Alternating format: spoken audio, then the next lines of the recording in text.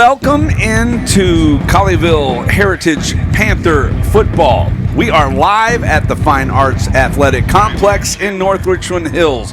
Alongside Chris Beam, Heckma Harrison, I'm Doug Branch, and gentlemen, 2-0 in district, a chance to go 3-0. Colleyville apparently getting a number of their better players back tonight. They take on a Birdville Hawks squad that has been very good in 5A years previous to this, but this year they come in 3-2 on the season. They are 1-1 in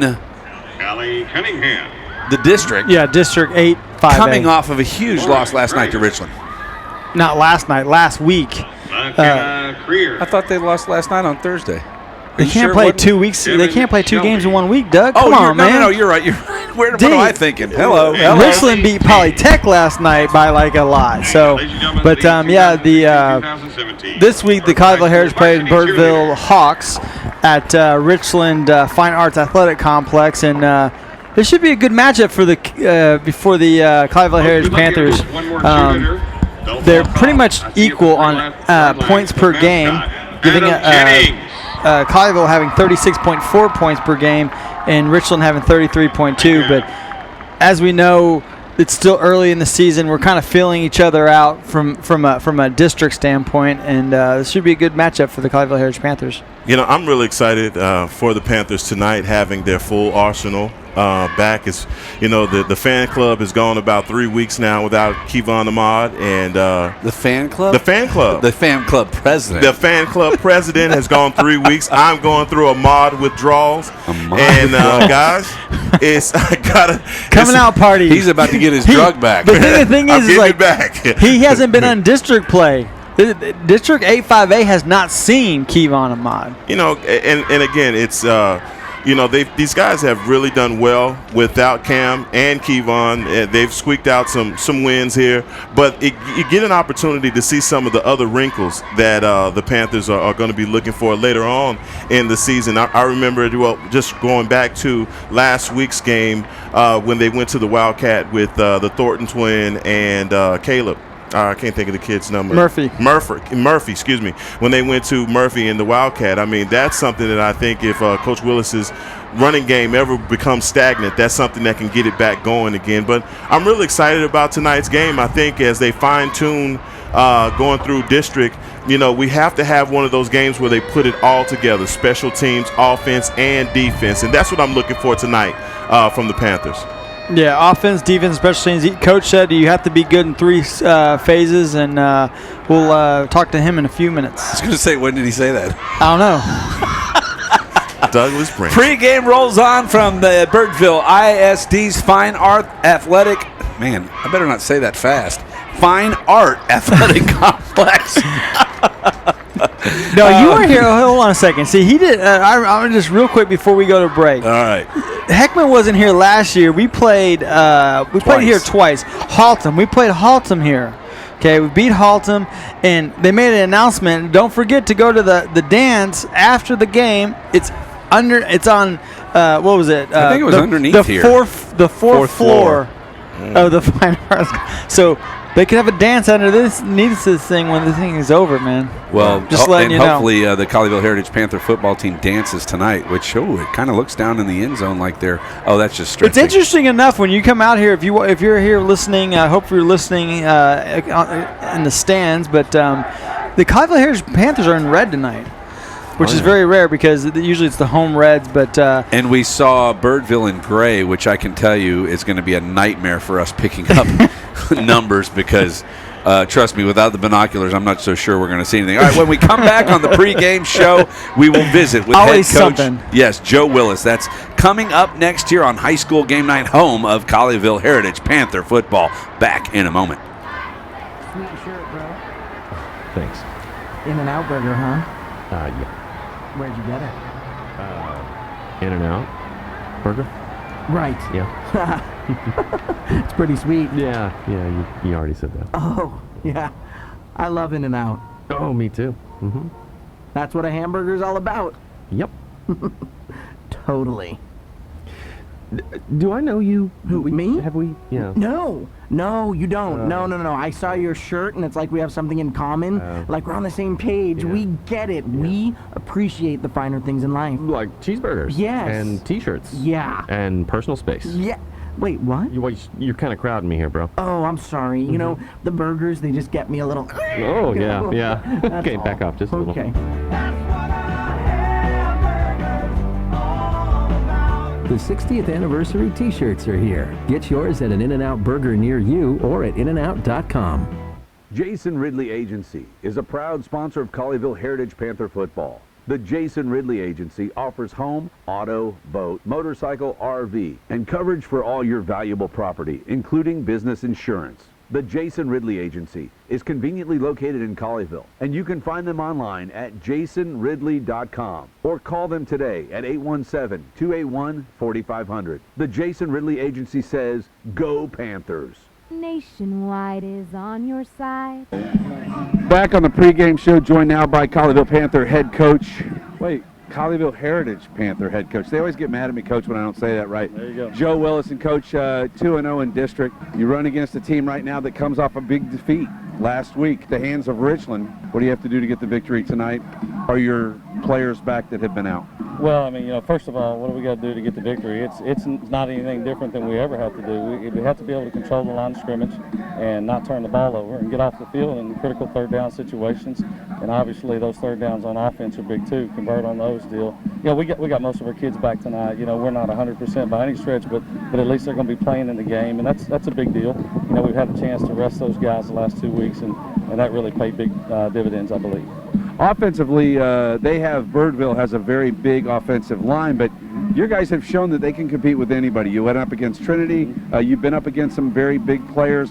What do you look for tonight from your defense? Well, like you said, we played some of the best ones out there. Defensively, we have to tackle in space. They do a good job. They're going to spread you out. They do a good job in the run game. The quarterback's a good runner.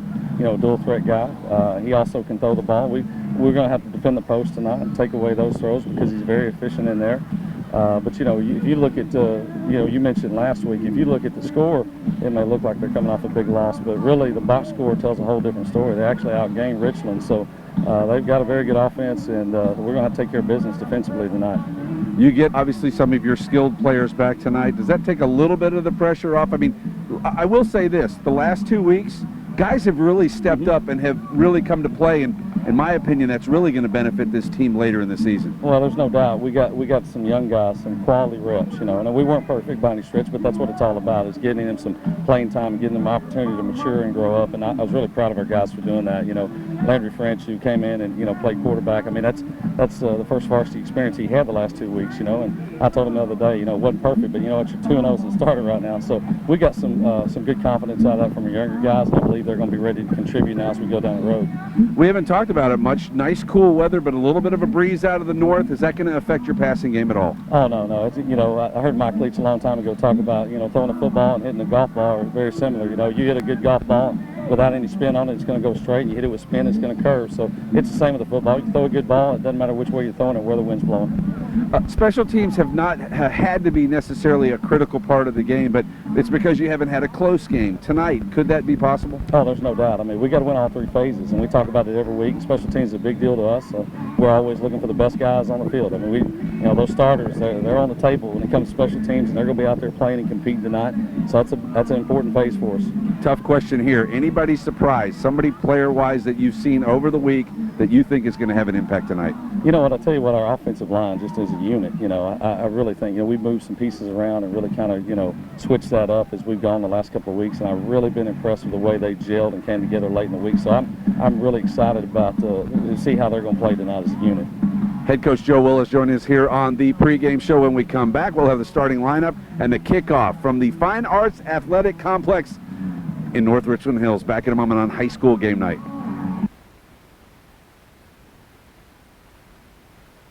At Raising Cane's, we know lots of people want the recipe for our delicious cane sauce, but we'll take the secret to our graves. Our founder, Todd Graves. He's the guy who figured out which blend of spices makes every drop of sauce totally tasty.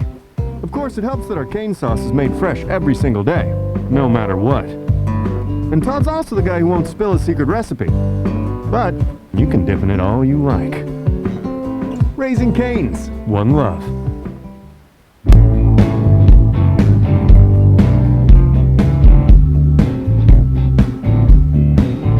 Hey, now listen, folks, I got a little story for you about where I get my comfort food when I'm feeling down and blue. I drive down South Whitechapel to the feed store, barbecue. At Frost, an industry-leading 91% of customers stay with our bank year after year, which means 9% don't. Some move, some change their marital status, and others no longer need us. But a few leave because we could have done something better. So we won't stop pushing, refining, retooling, refueling, tweaking, thinking, and bending over backwards to move things forward. We know that's a lot of work for just a few customers, but to us, they're worth it. Discover the difference. Century 21 Mike Bowman has been helping families since 1971. Our dedicated professionals, customer service department, and state-of-the-art technology provides unsurpassed service. Visit c21bowman.com now and register for cash back on your next home sale or purchase. Over 6,000 families chose Century 21 Mike Bowman last year. So whether you're moving across town or around the world, discover the difference with Century 21 Mike Bowman. Mario and Luigi are racing to Dave & Buster's to play the new Luigi's Mansion. Explore the Haunted Mansion and help Luigi capture all the ghosts. And right now, the only place in the country to play it is Dave & Buster's. Now you can play both the new Luigi's Mansion and Mario Kart Arcade Grand Prix free. Plus, try new food and awesome new drinks. Mario and Luigi have never been bigger or better. Only at Dave & Buster's. When chiropractic care is a must, Dr. Jeff Connors at Advanced Chiropractic and Sports Care is your go-to. He has been located in Colleyville, Texas for over 10 years. With a convenient location off of Glade and Highway 26, Dr. Connors has worked with athletes of all ages, from professionals to amateurs, especially your Heritage Panthers. For over 20 years, Dr. Connors has helped patients in the DFW area with his unique chiropractic care as well as acupuncture. Call his friendly staff for a consultation today at 817-428-PAIN or visit advancedchirosports.com. Remember, if chiropractic care is for you, give Dr. Connors a call and tell him High School Game Night sent you. Which what? Which do you want? Taste the freedom, feel the vibe, go beyond the true and try. Grab a shopping, mark your wishes on the bag that holds your witches. Mark it any way you choose, here's a witch made just for you. Which now goes to 3 great lengths to make the witch you want. Regular, large, and the new 14-inch super. Rock your witch, we're here, please, sandwich matching guarantee. Which, that's what you want.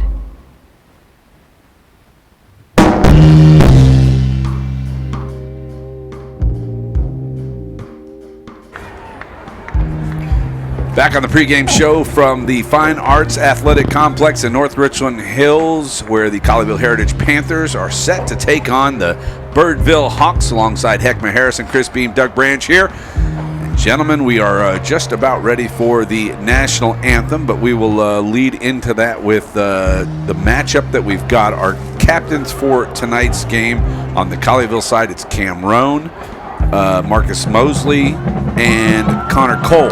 Ladies and gentlemen, welcome to the They'll bring on the Birdville Hawks, and while they do that, let us tell you that the superintendent of Grapevine Colleyville Independent School District is Dr. Robin Ryan. The principal is Dr. Lance Gropel. The executive athletic director, Brian Gerlich. The athletic director is Jay Zeller. Head coach, athletic coordinator, Joe Willis. The assistant head coach is Judd Thrash. The defensive coordinator is Michael Quintero. Offensive coordinator Clark Harold, the special teams coordinator Ahmad Zadian, associate head coach is Ron Mendoza, and you've got running backs coach Jarvis Johnson, offensive line Jeff Potts, wide receivers coach Chris Boyd, tight ends Freddie Ortega, secondary John Pavliska, defensive line Colby Goodman, quarterbacks Rush Atkinson, gotta love that for a quarterback, Rush Atkinson. Director of football operations is Taylor Wilson, the head athletic trainer Meredith Swain, athletic trainer assistant is Brian Terrell. The band director is Nick Thomas. The cheer coach is Leslie Ferris. Pantera's director is Karis Warren. So there you go. That's the administration that's here. Football about to get underway as I believe, Birdville chorus is going to, and that's a mighty strong chorus because it looks like there's about 100 kids down there that are just about to do the national anthem. So let's go field side and enjoy this national anthem from the Birdville Hawks. Tonight's moment of student expression is brought to us by Senior Landry Wells. She's a section leader, plays bass clarinet for the Mighty Hawk Band, and is a member of Birdville Buddies. Ladies and gentlemen, Landry Wells.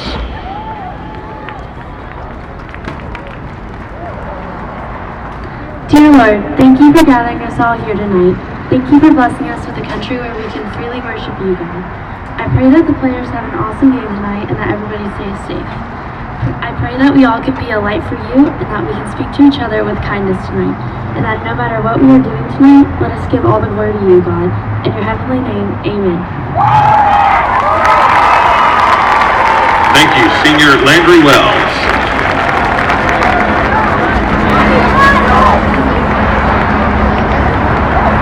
Ladies and gentlemen, at this time, we direct your attention to the east end zone for the presentation of tonight's colors. Ladies and gentlemen, tonight's colors are brought to us by the Birdville High School Hawk Battalion Color Guard. At left guard, Cadet Corporal Nicholas Baugh. At carrying the U.S. flag, Cadet Captain Kelsey Malaton Cornell. Carrying the Texas flag, Cadet Sergeant Tristan Schumard. And at right guard, Cadet Command Sergeant Major Isaiah Reed. Ladies and gentlemen, tonight's national anthem is brought to us by Birdville High School's chorale under the direction of Amy Alamon and Matt Lee, with 8th grade choir members from Smithfield Middle and Richland Middle School choirs. Ladies and gentlemen, our national anthem.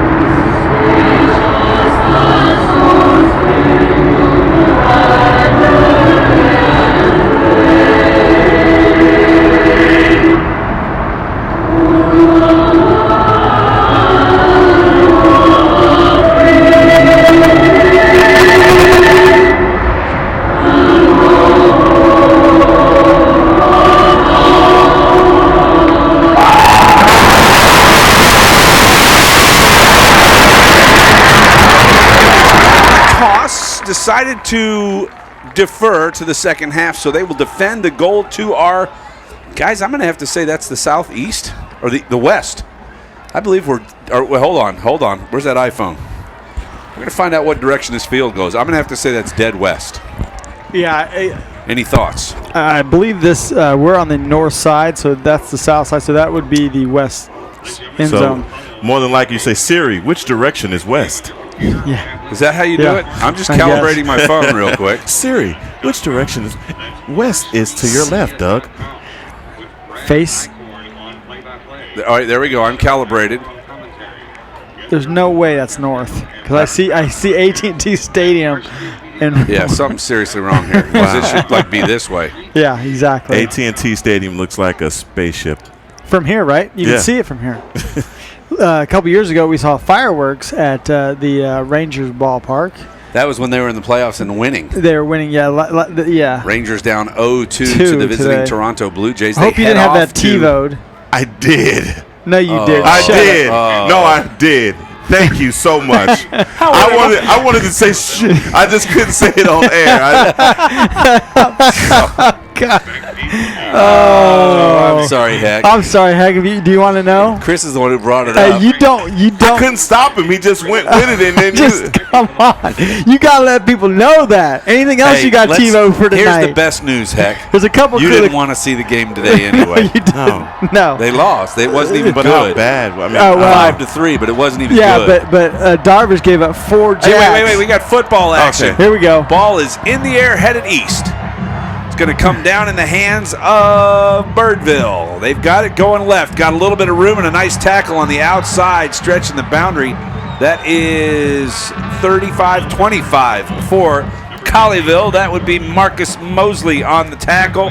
And the Birdville Hawks will take over, and their first possession will begin at the 22-yard line. Yeah, Mosley made a great tackle, man, on the sideline. There was a little bit of a seam there, but he closed it quickly. Defense for Colleyville will look like this. Across the front, it's Travis Richards, Dylan Francis, and Thomas Chapman. We're missing a cornerback on this side. Is he coming? Here he comes. Snap is back. Plays underway. They throw it right over the middle in a quick 8-yard slant. Well, by the time he's tackled, it's 8 yards, but it'll go for 11 yards and a Birdville Hawk first down. Once again, the back linebackers, Paul Mpunga, Deuce Nesbitt, Emerson Lout, and Sage Hebb. The secondary looks like Marcus Mosley, Caleb Murphy, Jervon Thornton, and Mitchell Hubbard. Right back to the line of scrimmage. Birdville throws the football out to this side. It is not caught. Incomplete. Intended for number 80 on the Hawks. Chris Tucker. My favorite name of the night. Chris Tucker. Hey, isn't he a comedian? He is a comedian. Yes. Chris Tucker. I wonder if we're going to have Chris Rock. Rock. And that route was a joke. Throwing again. Quick crossing route. Number 2 picks it up. And he is going to be stretched out for a 12-yard gain and another Hawk first down. And Joe Willis is going to have to try and get his linebackers to sink just a little bit because the tight end is wide open across the middle. And now we've got a late flag. Yeah, Javon Thornton came up really strong on that play. It was amazing talking to Coach Thrash before the game, and I was talking about how solid of a tackler. Let's listen Thornton in. Hold is. on one second. Clock was wrong, so they're going to fix the clock, move it to 11:20. Yeah, I was just talking to him about how solid of a tackler, how physical Thornton is, and he said, man, he hadn't always been that way. He'd been sending them Ed Reed videos, so it's working. Clayton Beater in at quarterback, wants to throw again. Straight drop, looking over the middle. Got a man deep downfield, and he overthrows him, and they're going to throw a flag, and there's going to be a penalty, and that's going to go on Mitchell Hubbard, who was draped all over the receiver. Oh, God, that's draped all over the receiver? That was what a petty play. Well, I'm just saying, he threw a flag, so he must have been. Oh, my goodness, man. He barely touched him. He kind of pushed off of him as the ball was flying over his head. But pass interference is so subjective, it's such a bang-bang play, to be honest with you. Unbelievable. Glad it wasn't a spot foul in high school, so. Yeah, only at what? Inside the 40-yard line, Hawks with a first down. In this first possession of the game tonight, District 8-5A action. Snap back, Beater wants to throw. Coming right, got a man caught, and then buried after he catches it. And a nice play there by Hubbard, the intended receiver, who actually made the catch. I don't have him on my depth Chris chart. Tucker. He's an 80. Tucker. It's Chris Tucker. Yeah, he's Should we tell a down here. joke when we do that? Where? Oh, down at the bottom. He is. He's the ZWR. Right back to the line of scrimmage. Fake.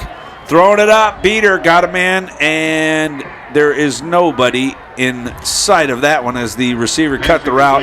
That was Tucker out to the right-hand side. So that was a really good play by Mitchell Hubbard. He really didn't give any ground to Tucker, and Tucker basically ran over him. So they were both on the ground. So the back judge could make a call because he had his own space.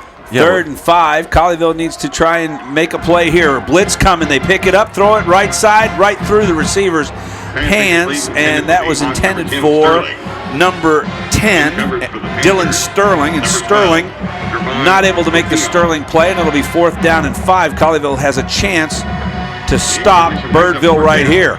Yeah, they come out the first 5 plays just throwing a lot of dink and dunks. Snap back, Beater looking left. Now he comes back to the right. Get Heavy him. pressure. There it is. And right at the end, they sack him. And it's a great late blitz, and that was number 10 for Colleyville, Michael Young. And just like that, Birdville comes right down the field, 50 yards, and they are stopped on a dime. Yeah, that was definitely a coverage sack.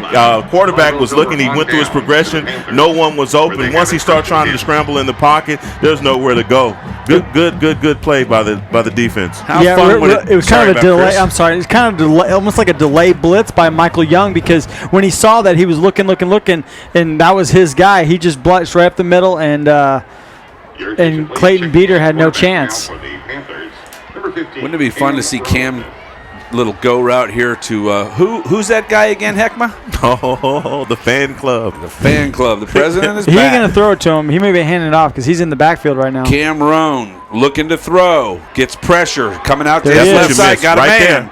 Overthrows nice. him. Nice catch. Kevon Ahmad on the sideline at the 40, God. dragging the toes. Man. Heckma Harrison is going My to stand God. up. He's standing Ladies up. and gentlemen, the president of the Booster Club. you Or no, see- the fan club. Now, He stood up. now that's special. I wish you could see this, ladies and Body gentlemen. control right there. That's special. Body control. That's Right special. back to the line of scrimmage. Snap given up the middle. Ortiz. He'll get pulled down after a 5-yard gain inside the 35-yard line. Yeah, Ortiz is what we say. He's averaging about 7 yards a carry. 7 yards a carry. Well, tonight anyway, he's got 5. Quick throw, right side, caught Cam Brown. And Brown gets buried, but he does get the first down on a 7-yard pitch and catch from Cam Roan. Yeah, these guys, the Panthers, are going with definitely hurry up right now. Real nice play on Jermon Thornton. That block on that play sprung him. Give it inside to Ortiz, and he's going to be stopped right at the line of scrimmage. May have gained a yard. Mario Ortiz give him 8 yards on the night, 2 carries. That goes for 4 yards a carry. Colleyville with a 2nd and 9. Yeah, I'm definitely looking for Cam Brown to have a good game. Roan's got 2 running backs with him in the backfield. It's Cole and Ortiz. He's going to throw. Got a man and just over his head as the defender never sees the football. 27 for Birdville, but he was right in the passing lane in a perfect position. Literally would have had to hit him in the head to get it to his hands. Yeah, he would have needed a ladder, though. Doug, that was a little high. Yes, a ladder. Or a step stool. Backfield cleared out. Roan throws. They come across, and Kevon Ahmad was ready to run. And tell you what, guys, that was set up. They had 3 blockers in front of him. Yeah, that was set up, and Kevon Ahmad knows how good that was set up, and he was tapping himself on the chest like, my bad. I know what I just did. He was running before he caught it. So Cam Roan's going to stay on 4th and 9. They have pooch kicked all year. We'll see if they do it again. Here, 2 receivers to the near side. One to the far side is Cam Brown. Ahmad in the backfield. They are going to throw. Got a man open over the middle. Caught Connor Cole down to the 5-yard line, pulling down 2 defenders to the 2, and a beautiful gain of 25 yards on the pitch and catch from Cam Roan to Connor Cole. That was a really nice hands catch by Connor Cole right across the middle. All hands. All hands. Right to the line of scrimmage. Low snap. Fumbled around, and Cam Roan is going to walk the dog. That was a walk the dog. That was a walk the dog. I'll give you that. He wasn't touched there, but the fumbled snap is what made that play very successful. But Roan picks it up, runs it in from 2 yards out, and just like that, gentlemen, Colleyville on top, 6-0. Yeah, they came out fast and furious. You could tell these guys are ready to play, especially Cam Roan. He's been out now for, what do you say, was it 2 weeks, 2.5 weeks, basically? It's about 2 weeks because remember he played in the Dunbar game, only played 4 snaps, got hurt, got pulled, and then last week he was in the on the rehab assignment. Yeah, I mean you could tell these guys have come out. They're full of energy, and the receivers. And one of the things that I love to see is the receivers running routes like they're going to score every time. You know, Cam Brown is running his routes perfect. Kevon Ahmad is obviously doing a great job. And then on that last catch over the middle on that slant route, I mean, amazing catch.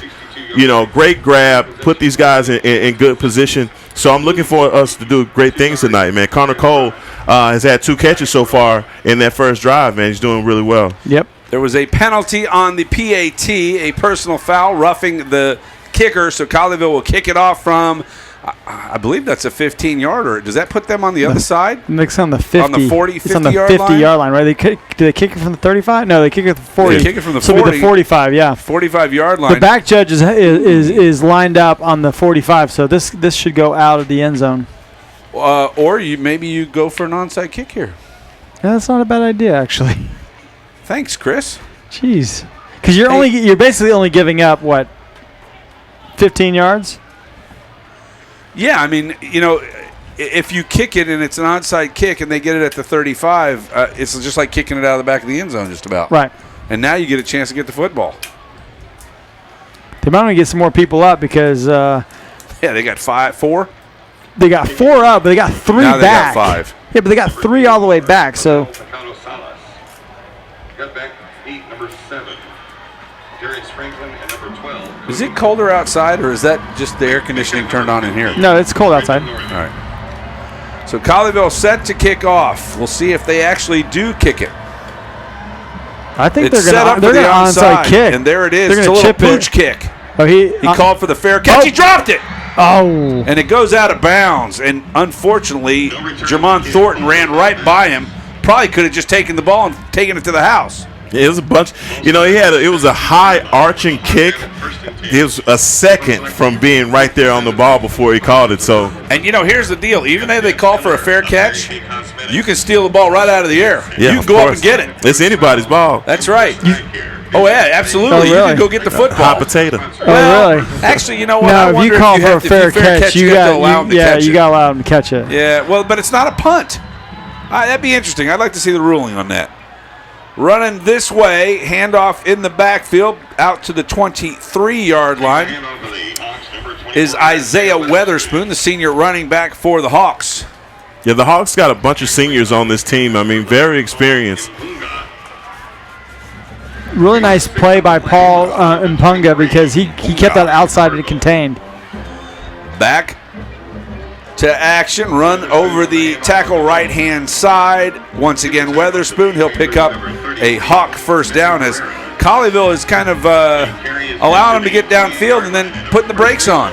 Yeah, they tighten up the defense as it starts getting a shorter field. Beater hands it off. Weatherspoon going left this time. Got an angle, got a block out to the 40, and that's where he's cut down at the 40-yard line on a nice tackle there by Mitchell Hubbard, but not after another Hawk first down and a 12-yard gain. That's a really good design play. They had a stretch on that, and the whole side was blocked out. I mean, if Hubbard didn't get over there and make that tackle, the guy walks that in. Any way we could call for a relief play-by-play guy?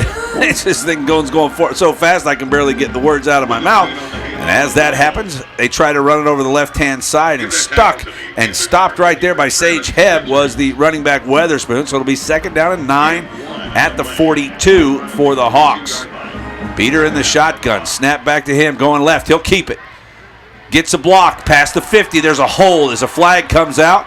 And this one's coming back. He's all the way down to the 40, but the flag was at the line of scrimmage, and I have a sneaky suspicion this is going to end up being set back around the 32-yard line.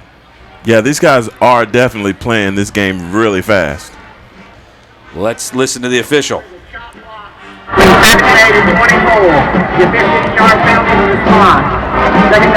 Not a hold, but a chop block. That's 15 yards. So check that on the Jeez, that's 32. That's a huge play. That's about a 25-yard difference in spot of the ball from the 40 back to the 23, 20. They dragged him down about 27. The 40-yard line. So that was going to be a first down for Birdville, and now Beater's backed up. Second and Tarrant County to go. Back to throw. They got him. He's going to go down. Sack for Colleyville. Actually, he never does go down.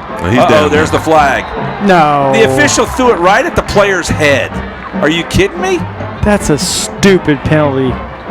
Beater keeping the ball on the ground. And that's going to give him a first down. It is going to give him a first down. That's still a dumb penalty. Coach Willis is going out there. I never heard a whistle. Well, we are pretty much. We're like in Denton. I would give you that. I'm telling you, I'm squinting. Ladies and gentlemen, Chris B. They can't help us with the. How far away that we are right now. Let me tell you.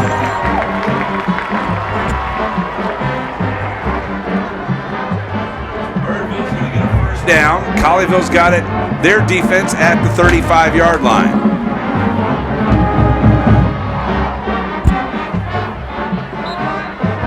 And they give up a huge first down on the penalty. Snap, coming right, handoff up the middle, stopped at the 40-yard line, just short of the 40-yard line.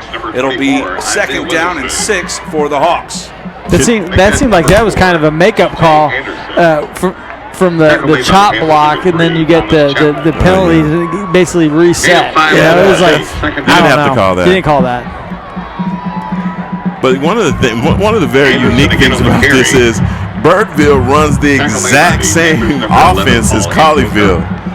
So I'm sure the prep work on this one was pretty easy. The 43-yard line. Hawks right back to the line of scrimmage, third down and 1. Snap is way late. That's going to be a penalty, and there's a little cheese on the broccoli for you, boys. Wow, man! Now we can start the cast. We can start the broadcast now. I waited until like the fourth penalty to use it. Just letting you know that the Birdville Independent School District leads. On the offensive team, 5-yard penalty, third down. All right, my man. Wow. Is he the guy from College Station? I don't know. Third down. All right, my That's man. Red Arbeck, I think is last name. Auerbach. Yes, no, yeah. I don't know what that's it or not. Red. It was red though. Snap back beater, throwing left, got heavy contact. Is there going to be a flag? Oh my goodness! There shouldn't be a flag because it was tipped. That ball was tipped.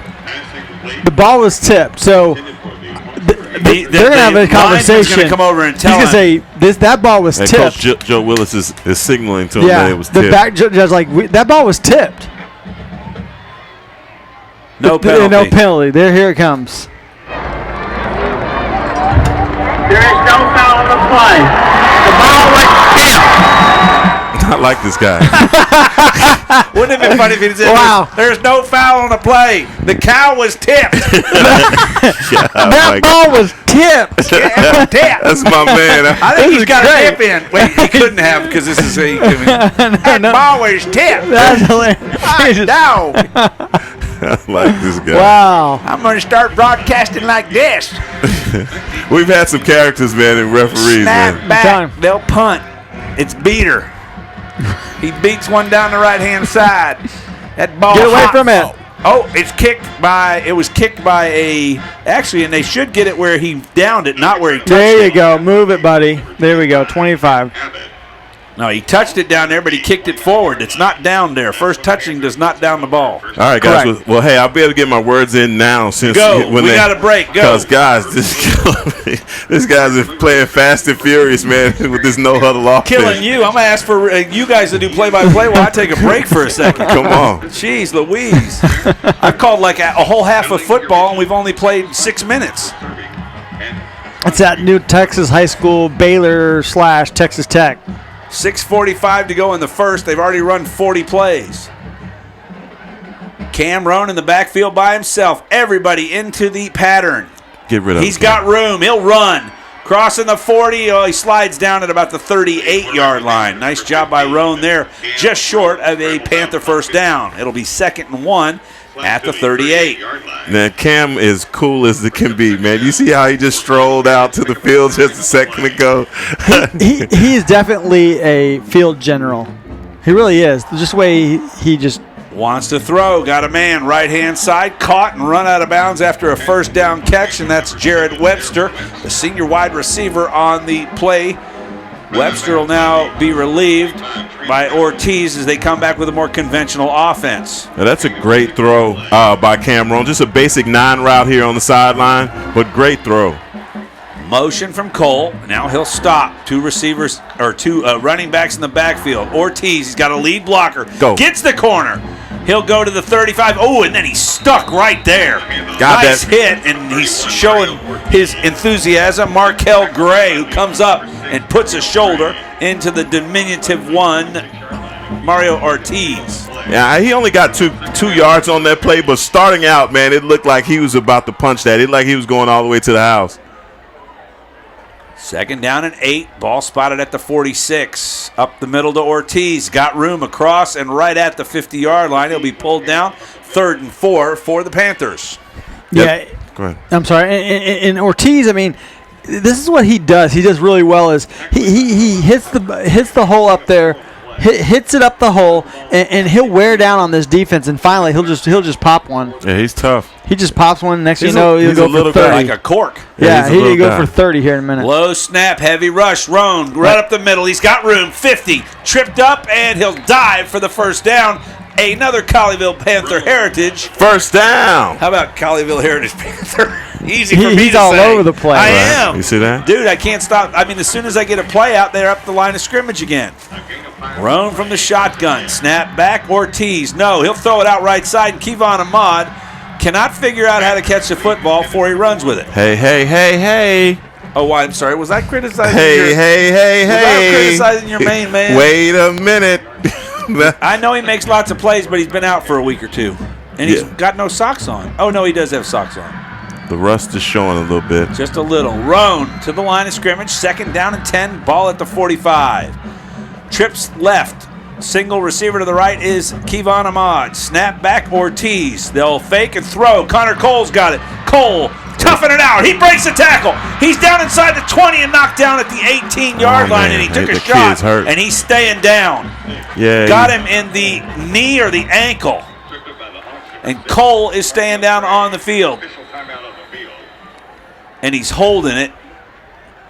Is he holding his knee? Yeah, he's got his knee. It's like his shin. I wonder if they hit knees. Oh, that hurts. Because I'm telling you, when he went and they hit each other, and he kind of flew off of him, and it didn't look like it wasn't on a cut or anything. It was kind of like he just fell down. Let's take a break. He's down on the field. We'll be back with more Colleyville Heritage Panther football on high school game night after this message from Jason Ridley. Jason Ridley Agency is a proud sponsor of Colleyville Heritage Panther football. The Jason Ridley Agency offers home, auto, boat, motorcycle, RV, and coverage for all your valuable property, including business insurance. The Jason Ridley Agency is conveniently located in Colleyville, and you can find them online at jasonridley.com or call them today at 817-281-4500. The Jason Ridley Agency says, Go Panthers! Nationwide is on your side. Connor Cole walks off with a little bit of help, and he's dragging the left leg. We will hope that he's okay. Won't speculate on an injury, but he is obviously being very tender as he goes off the field. So without seeing a replay, hard to tell what that may have been, but knee to knee is certainly possible. Yeah, it was a bang-bang kind of play. He went straight down. Whatever happened, it happened fast. Roan will sit in the shotgun. Now he goes up and changes the play at the line of scrimmage. We've got 2 receivers to each side. Ortiz in the backfield. Handoff. No, he's going to throw. Left-hand side. Cam Brown with a jab step. Gets a little room. Runs into another receiver who actually ends up assisting on the tackle. That was number 34, Jacob Guerrero, the sophomore. Apparently he has not been out there very much because he couldn't get out of the way of Cam Brown, but it's another first down. Nope, 2nd down. Handoff inside, and if Rome keeps that, he scores. But he gives it to Ortiz, and Ortiz is going to dive forward. It'll be 3rd down and a yard, gentlemen. Yeah, and I think he knew that, too, because as soon as he broke to his right, he looked, and he basically clapped his hands and just grabbed his helmet like, there's nobody out here. Yeah, the thing about the spread option, man, you put that ball in his belly, you can't pull it out. Hands it off, Twin going right, and he will get the first down. I believe they give it to him. To the 6-yard line. It'll be 1st and goal for the Colleyville Heritage Panthers offense. To Thorion. We're going to tell him at halftime. Yeah, they're going to go. How do you get Thornton out of Taffion? Yeah, that's funny. Thornton. All right, fan club. It's time to get back. Here we go. Fade route. There's nobody over the top. Here's your fade right here. He snapped it back before he was ready, and Cam Roan is lucky to get back on the football. All right, come on, Cam. Let's calm down. No, he's giving an ear. And that was him telling his own player. No, it wasn't his own player. Yes, he was on his own. No, he's talking to the guy who hit him. That when he grabbed on the ball, one of the defenders jumped on him. Let's listen to my guy. Let's listen to my guy. Unsportsmanlike. Unsportsmanlike conduct on the 15th of the offense. 15-yard penalty. Martin like Honda. 15 of the offense. It's a 15-yard penalty. My man. My man. He was talking naughty. Joe Willis not happy about that, as now it brings up a second down. Well, that's a country mile, isn't it? Oh, and the referee's taking Joe Willis to the numbers. Coach Willis is not happy over there. He is way hot. I can see his arm going up and down. Yeah, Coach Willis is not in a good thing you're not down there right now. He said, we got a mic in one of these games.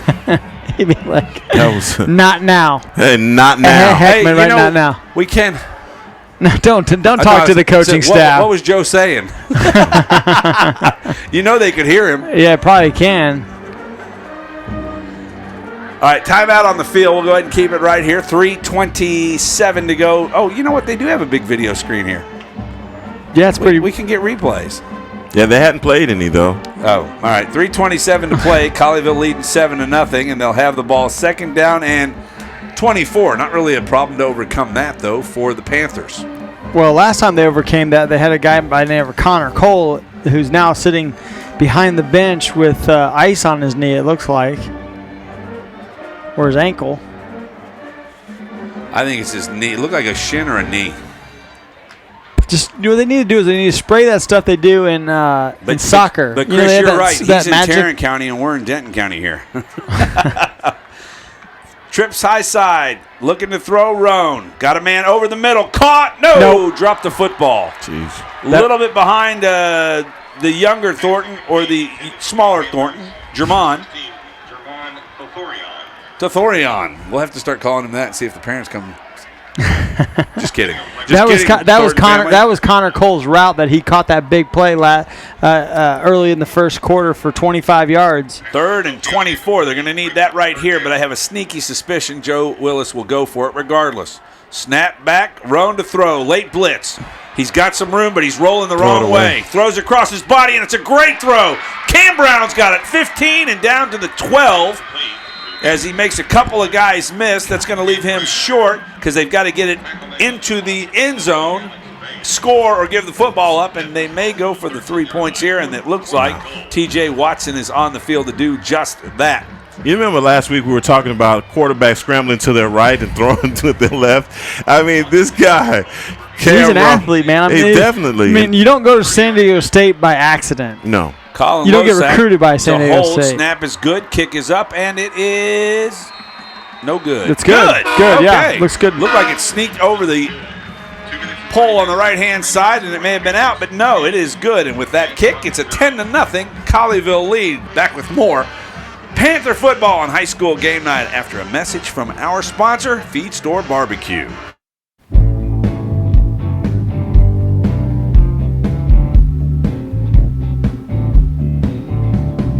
Listen, folks, I got a little story for you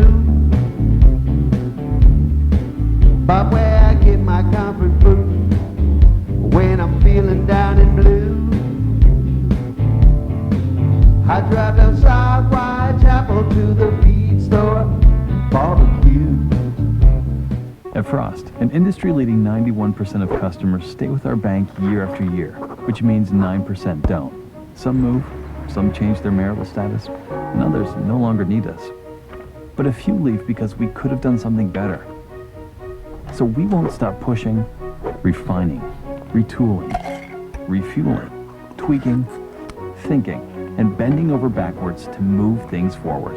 We know that's a lot of work for just a few customers, but to us, they're worth it.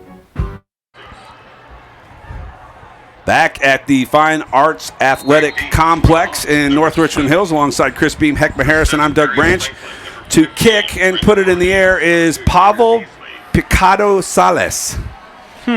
Wonder if they stole him off the soccer team. Like I soccer think so. season's over. Yeah, no, it hasn't started First yet. time we've seen him on the varsity roster, but he's going to put it in the air right here, and right foot does it. It's going to come down right around the 7-yard line.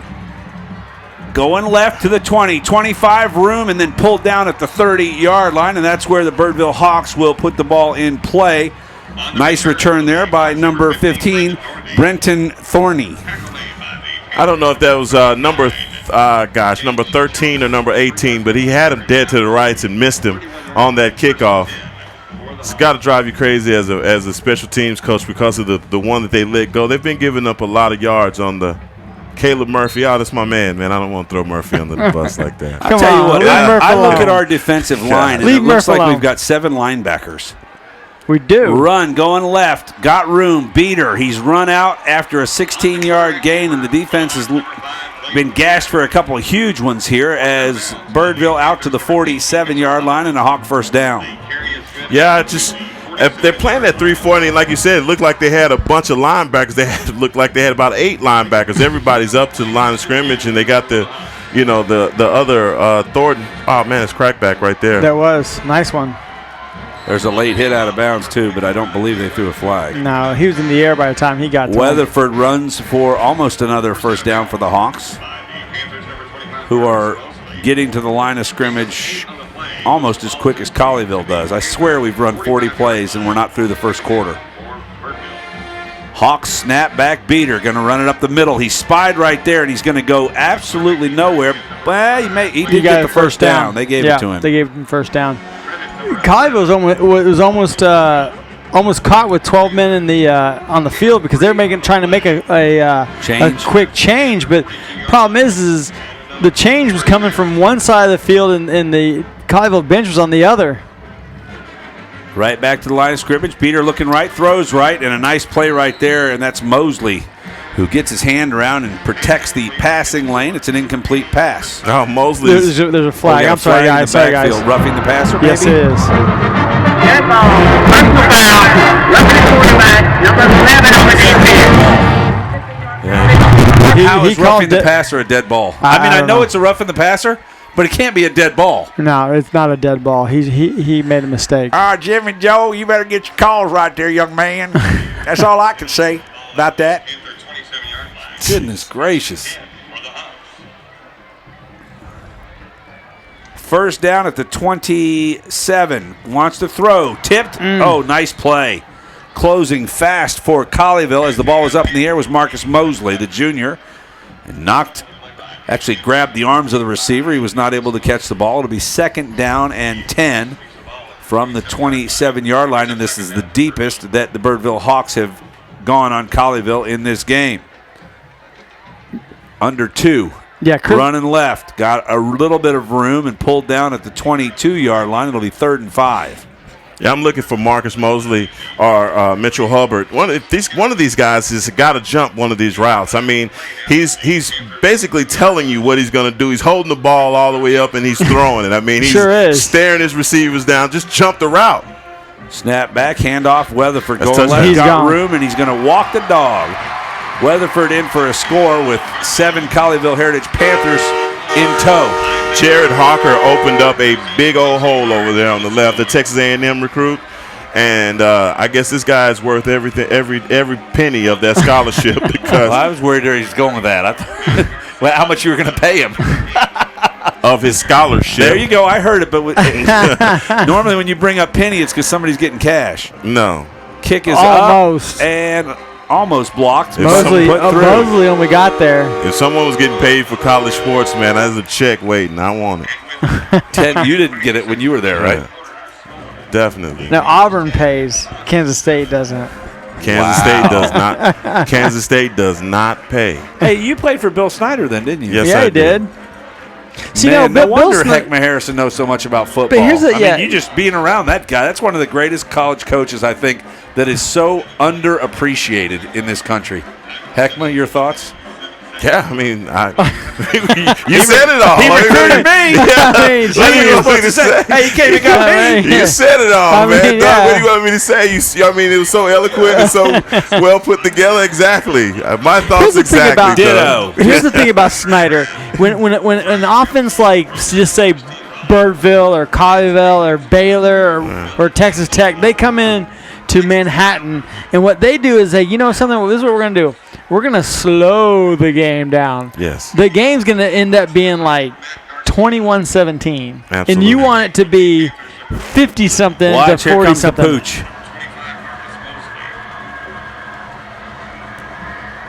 Oh, they kick it down the field.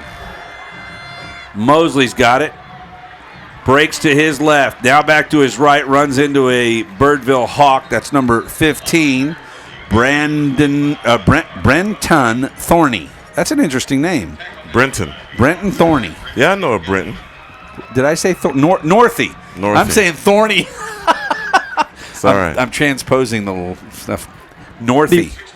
It's interesting on kickoff, and I was talking to the Cowboys special teams coach, Rich Bisaccia, and I asked him how do these guys from a rookie year to their second year be so good at kickoff return? He goes, they learn how to set people up, and Marcus Mosley could have set that up a little bit better, where he kind of goes to the left and then sets everybody up and then takes it to the right. Yep, yeah.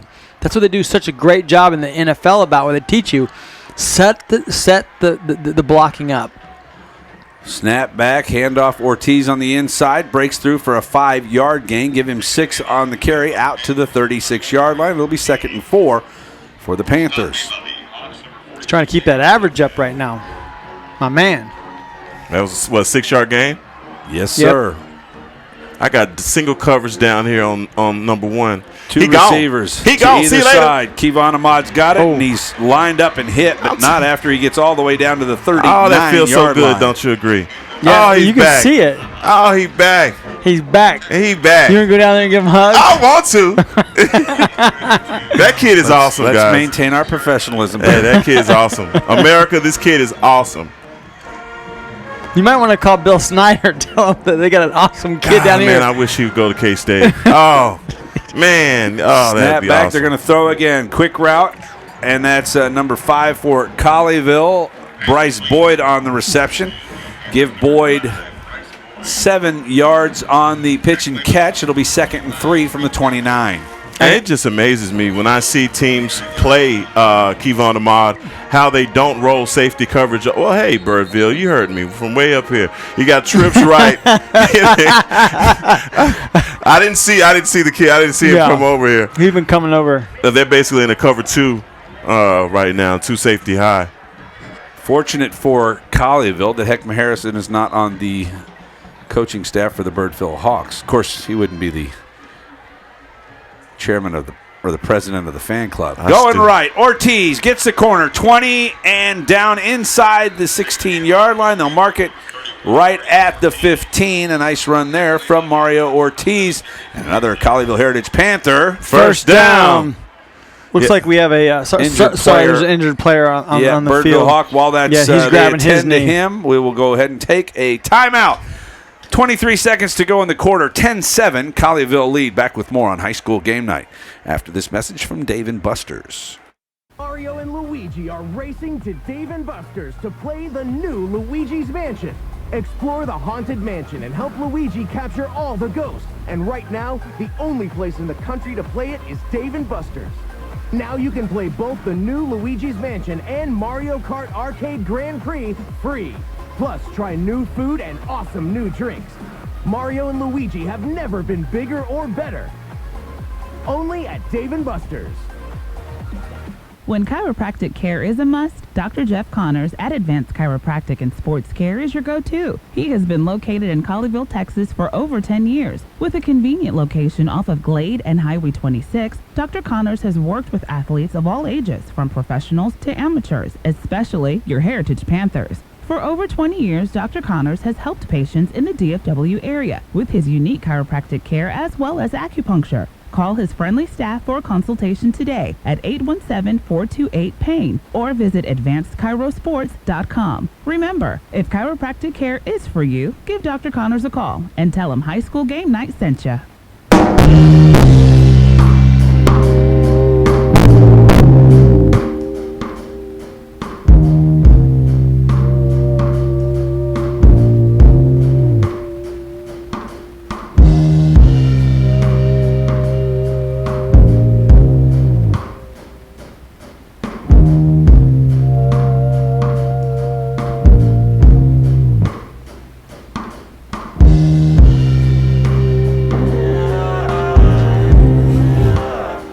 Back once again at the Fine Arts Athletic Complex.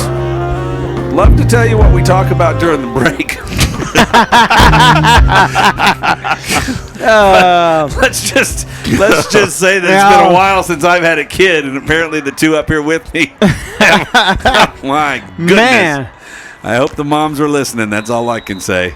The moms, yeah, all the moms are listening. Yeah. But we gotta explain it. I have a 3-week-old, so we're going through the whole sleep deprivation. So it's been fun. There you go. Roan gets a snap, hands it off inside. That's Thornton. Thornton is pulled down at the 11, snaps his head onto the turf, but it looks like Jermon is going to be okay. I mean, can I get 12? Can I get Big Thornton just once? That will conclude play here in the first quarter. You guys want to stay here and talk about that? Yeah, he's family guidance stuff. That's my fan club. I want Big Thornton out there for one. Just give me one, because that hole was big. I'm the Cam Roan fan club guy. Okay. That's pretty easy, though, isn't it? You know, honestly, guys, from last week, I saw Caleb Murphy look like he could run the ball pretty well. Yeah, both of them. You know, so we got more running backs on this team than what we actually get a chance to see. And here's the thing is the farther this team goes, trust me, the more you're going to see those guys. Because he's not going to wear those guys down. He's going to let them, he's going to put them in like every sporadically. And then finally he's just going to say, something, this kid's got a hot hand. We're just going to give it to him and just go right down the field. Yeah, well, you know what?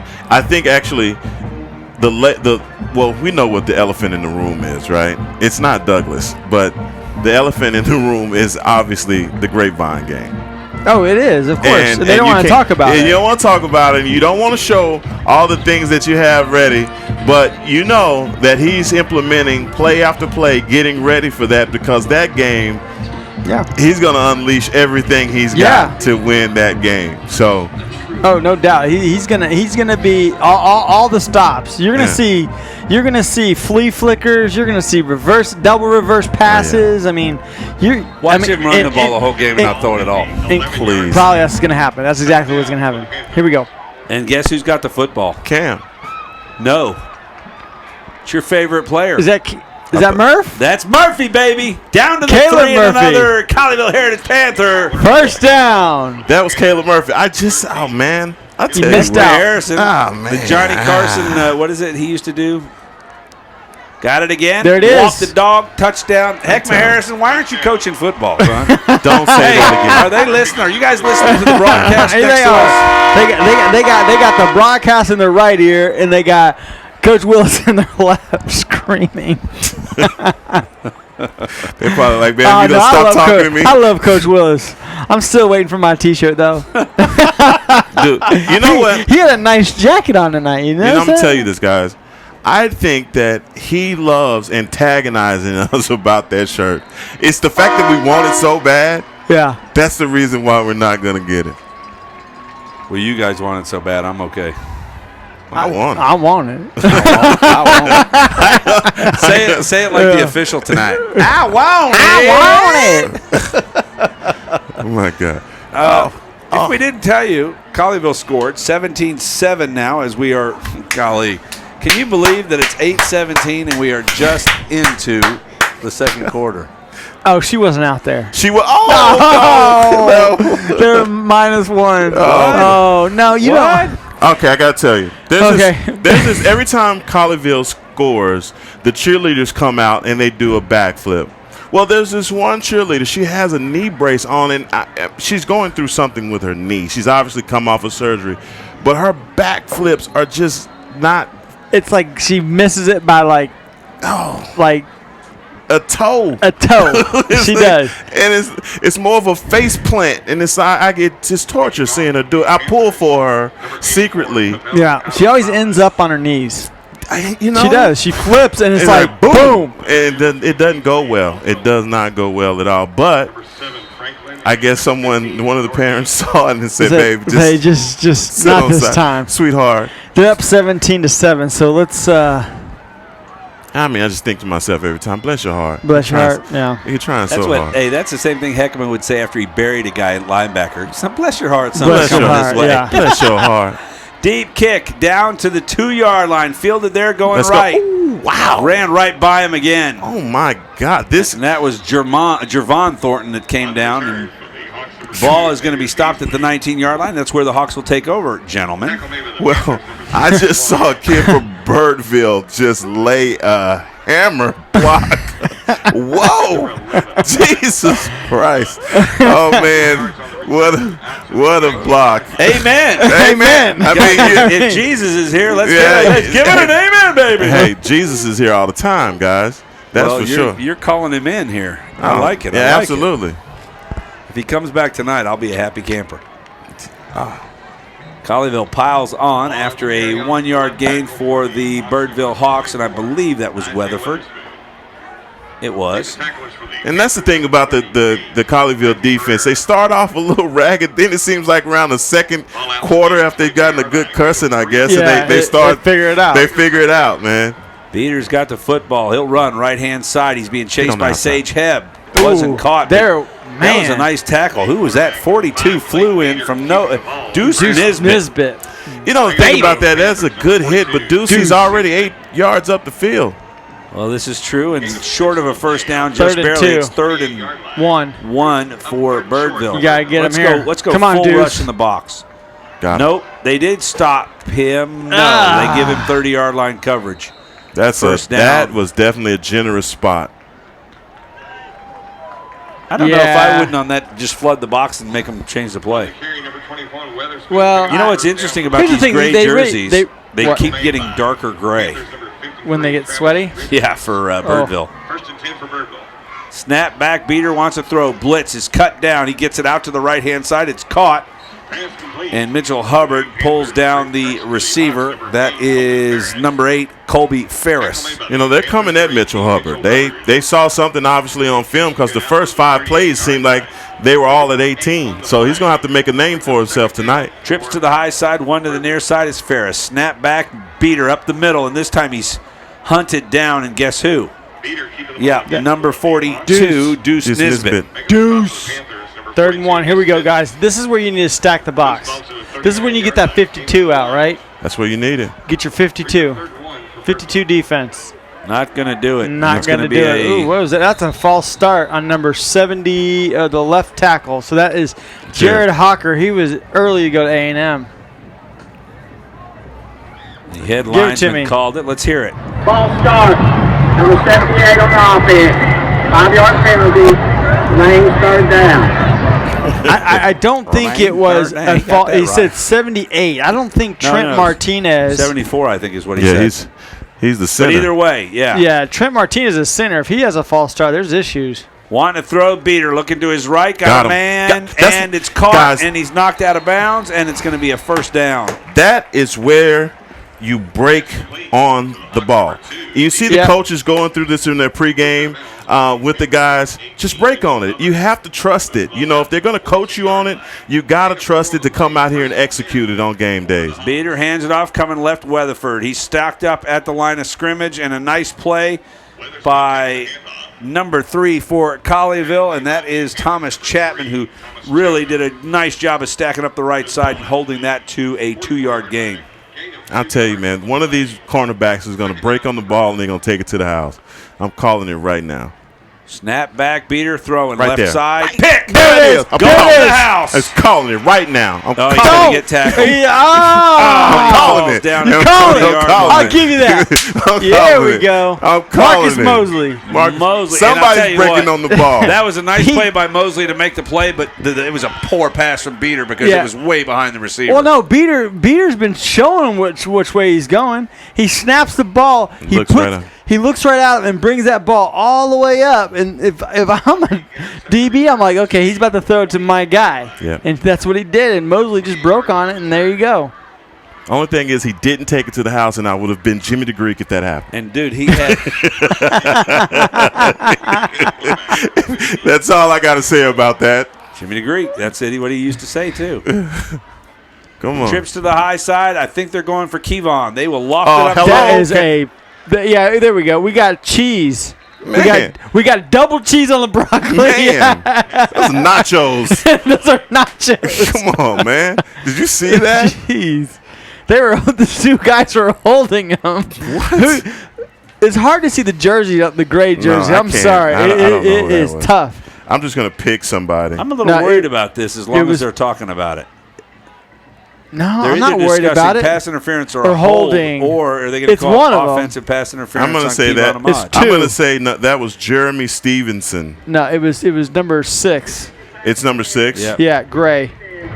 Your spot foul. First down. So because it was under 10 yards, it's a spot foul. All right. You learn something new every day. And the Chains are going to have to figure out coming back because they thought it was an automatic first down. It is an automatic first down. Oh, it is, but It's it's on on the the 10-yard 10-yard line, so they're within. Go back to him. Ortiz cuts it up, and he'll get it to the 8-yard line. It'll be 2nd and 8 from there as the Colleyville Heritage Panthers are goal to goal with 3 plays to get it into the end zone. You know, I'm pretty happy with what the offense has done this time because remember against Dunbar on the road, they kind of came out a little slow. Snap back, wanting to throw the ball. They'll give it off to Thornton, and Thornton will take it. Touchdown, Colleyville. That was a walk the dog, by the way. And that was a really nice block by Kevon Ahmad to actually Yes, seal it the was, far left yes. edge because Thornton goes in after he gets around the corner untouched, and that's because Kevon Ahmad has got his man tied up at the goal line, and just He got like locked that, up. it's 23-7, PAT to come. Yeah, out there on the replay, they're showing it, man. It's really good blocking. And, you know, the thing is about Kevon Ahmad, he doesn't get a whole bunch of credit for the blocking that he does. But he's a really rough kid out there on those run blocking plays. Doing a great job, man, for a guy that's been out of about 3 weeks now. So he's definitely coming out chomping at the bit to make some plays. All right, between me and you, how many times are they going to hit a ball in the back of that truck? There's 2 trucks out there in the parking lot, and every time they kick the ball, it goes in the parking lot. There's 2 truck beds that are backed up to the fence. See if we can make one of those tonight, okay? All right, let's see. All right, well, we They finally got people out there. He missed the last one. finally got the scoreboard fixed. 24. It's 24-7 Colleyville with 8:28 left in the second quarter here at Birdville ISD. The Fine Arts. Well, it's the FAAC. It's the FAAC. The Fine Arts Athletic Complex. There we go. Easy for you to say. That's right. Easy for me to say. I'm not going to even say it. Fine Arts Athletic Complex. Yes, there we The go. Fine Arts Athletic Complex. There you go. Well, I guess if the football was really bad, then you could go there. I mean, well, they should do it. They should name it after some somebody in Richland or something like that. Kind of like they did over at Fort Worth Dunbar, Clark Stadium Athletic Complex, named by some other doctor, and then another Pablo guy field. Picasso Salas. Pablo That's not his name, but I just thought God. Pablo I'm like, Picasso. really? It is. It's something like that. Seriously? Yeah, I'll read it to you in a minute. Kicks it to the 5.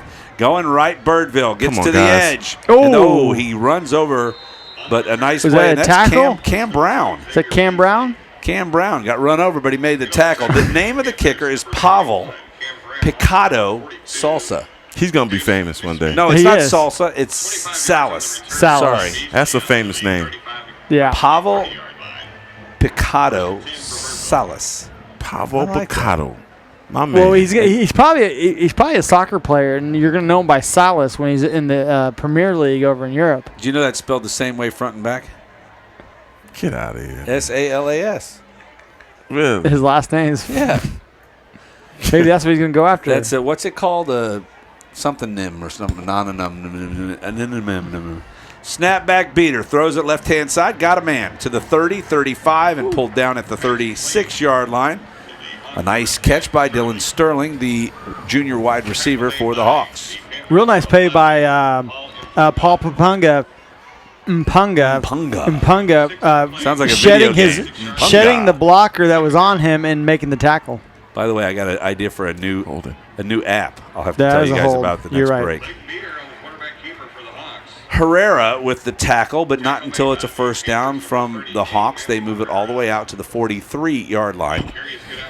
Yeah, I'm looking at Marcus Mosley out here, and he's just taking his guy and just driving him into the play every time they come out here. I don't think that's actually the technique they want him to play, but he's just like, hey, if you're going to keep running it out here, I'm going to keep driving this guy into the running back. Inside handoff to Weatherford. He'll be pulled down, and that's Herrera on the play. Another nice tackle by Matthew. But a 4-yard gain was in order before he could play Superman and jump on the back of the runner. Trips to the high side for the Hawks. One receiver to the near side. Beater wants to hand it off to Weatherford going right. He gets the corner. And that right there, you can hang that one on. Oh, and there's a great tackle. Loses his helmet. He's going to have to come out of the game. That's definitely a touchdown saving tackle. I can't see the number from up here. Sage tackle. I mean, they owe him one on that one because Thomas Chapman is actually getting sealed over here on the edge. No. That was Mpunga. Mpunga was 11. No, Chapman may have got sealed too, but Mpunga actually bit inside and set the block up to get himself cut. Right. He needs to hold that outside, and that run doesn't happen. Quarterback's got it. He will go for 4 yards on the initial play of this 4-down series to the 35-yard line, and it'll be 2nd down and 6 for the Hawks. Yeah, unfortunately, Mpunga was on the right edge playing outside linebacker, and he bit down inside and made the block real easy. That's one of those you guys talked about, setup. Pass over the middle, pitch catch is made. Good throw. Still running. Oh, ball's out. And I bet you they're going to call a face mask before that happened. Are you serious? I did not see it, but I'm going to assume that's what it was. Well, I don't know if he was stiff arm. I don't know who was face masking here. Face mask on the offense because he was stiff arming the guy. Yeah, they normally don't. Or maybe they'll call holding on the defense because they were getting drug along. I don't know. Defense is starting off field though. The defense is running off the field. So now they've stopped. They stopped. About face. Are they coming back? Well, we got a call. Let's listen. Let's see what the call is. Personal foul, face mask, gives it in there. He passed the distance from the end of the line. Wow. Yeah, that's interesting. I'd like that's to see a shame because it got punched out from behind. That was a nice play. Yeah, real nice play. So with the penalty, it'll put the ball 1st and goal at the 6 for the Hawks. Beater's got his offense up to the line of scrimmage. Snap back, handoff inside, and there's Mpunga crashing down. Stop tackling him, or they're going to throw another flag. Yeah, that referee, he's a little flag happy. No, he's slow too. He's flag happy. 2nd down. 2nd down after a loss of 2. It's all the way back out to the 8-yard line for the Hawks. Colleyville defense giving up a little bit inside with the 3-4. Full blitz coming. Throw over the middle. Touchdown. No, he dropped it. Absolutely dropped the football. That would be a drop. Yeah. Yeah.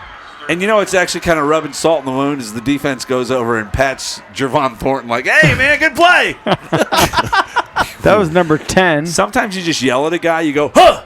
Is that what it is? Dylan Sterling was wide open over the middle. Beater wants to throw. Looking right into the edge, and he overthrows. And a nice job there. That was Mosley. No, Great that's defense. Murphy. Good. Murphy doing it on both sides of the football. Good break on the ball. You know, these guys, before the game, these guys run some really good drills, some attacking the ball DB drills, man. And I just want to see him do it in the game. I mean, he throws a ball behind him. It's perfect for him just to turn his head. He's right there, get a toe in, and that's an interception in the end zone. Matt Garcia to attempt the 25-yard field goal for the Hawks. Snap is down block. good, and he just gets it through. I'm not sure if his distance is any farther than that. Man, the funny thing is the camera guy behind the goalpost pole, which he's probably about he almost took it in the noggin. He almost hit him in the head. Seriously. And he's 3 yards behind the goalpost. He's 3 yards behind the goalpost. 5:48 to play here in the second quarter, and it's a 14-point Colleyville lead, 24-10. Alongside Heckma Harris and Chris Beam, Doug Branch, live from the Fine Arts Athletic Complex in North Richland Hills. Actually, guys, got to tell you, this is the first place I owned a home. In North Richland Hills, or this? No, not right here at the park. North Richland Hills, about 3 miles dead north of here. I was like, of course, when we moved, we called it No Real Homes. No offense, everyone who lives here, but it was fun to call it No Real Homes. Okay. Anyway, because we moved. Bye-bye. Now we're in beautiful Frisco. Beautiful Frisco. He's not in Frisco. I'm in Frisco. He's in Flower right. Sorry. Mound. Beam's in Frisco. Yes, I'm in Frisco. I just feel like sometimes I live over at a house as much as I'm delivering baby supplies. Yeah, right.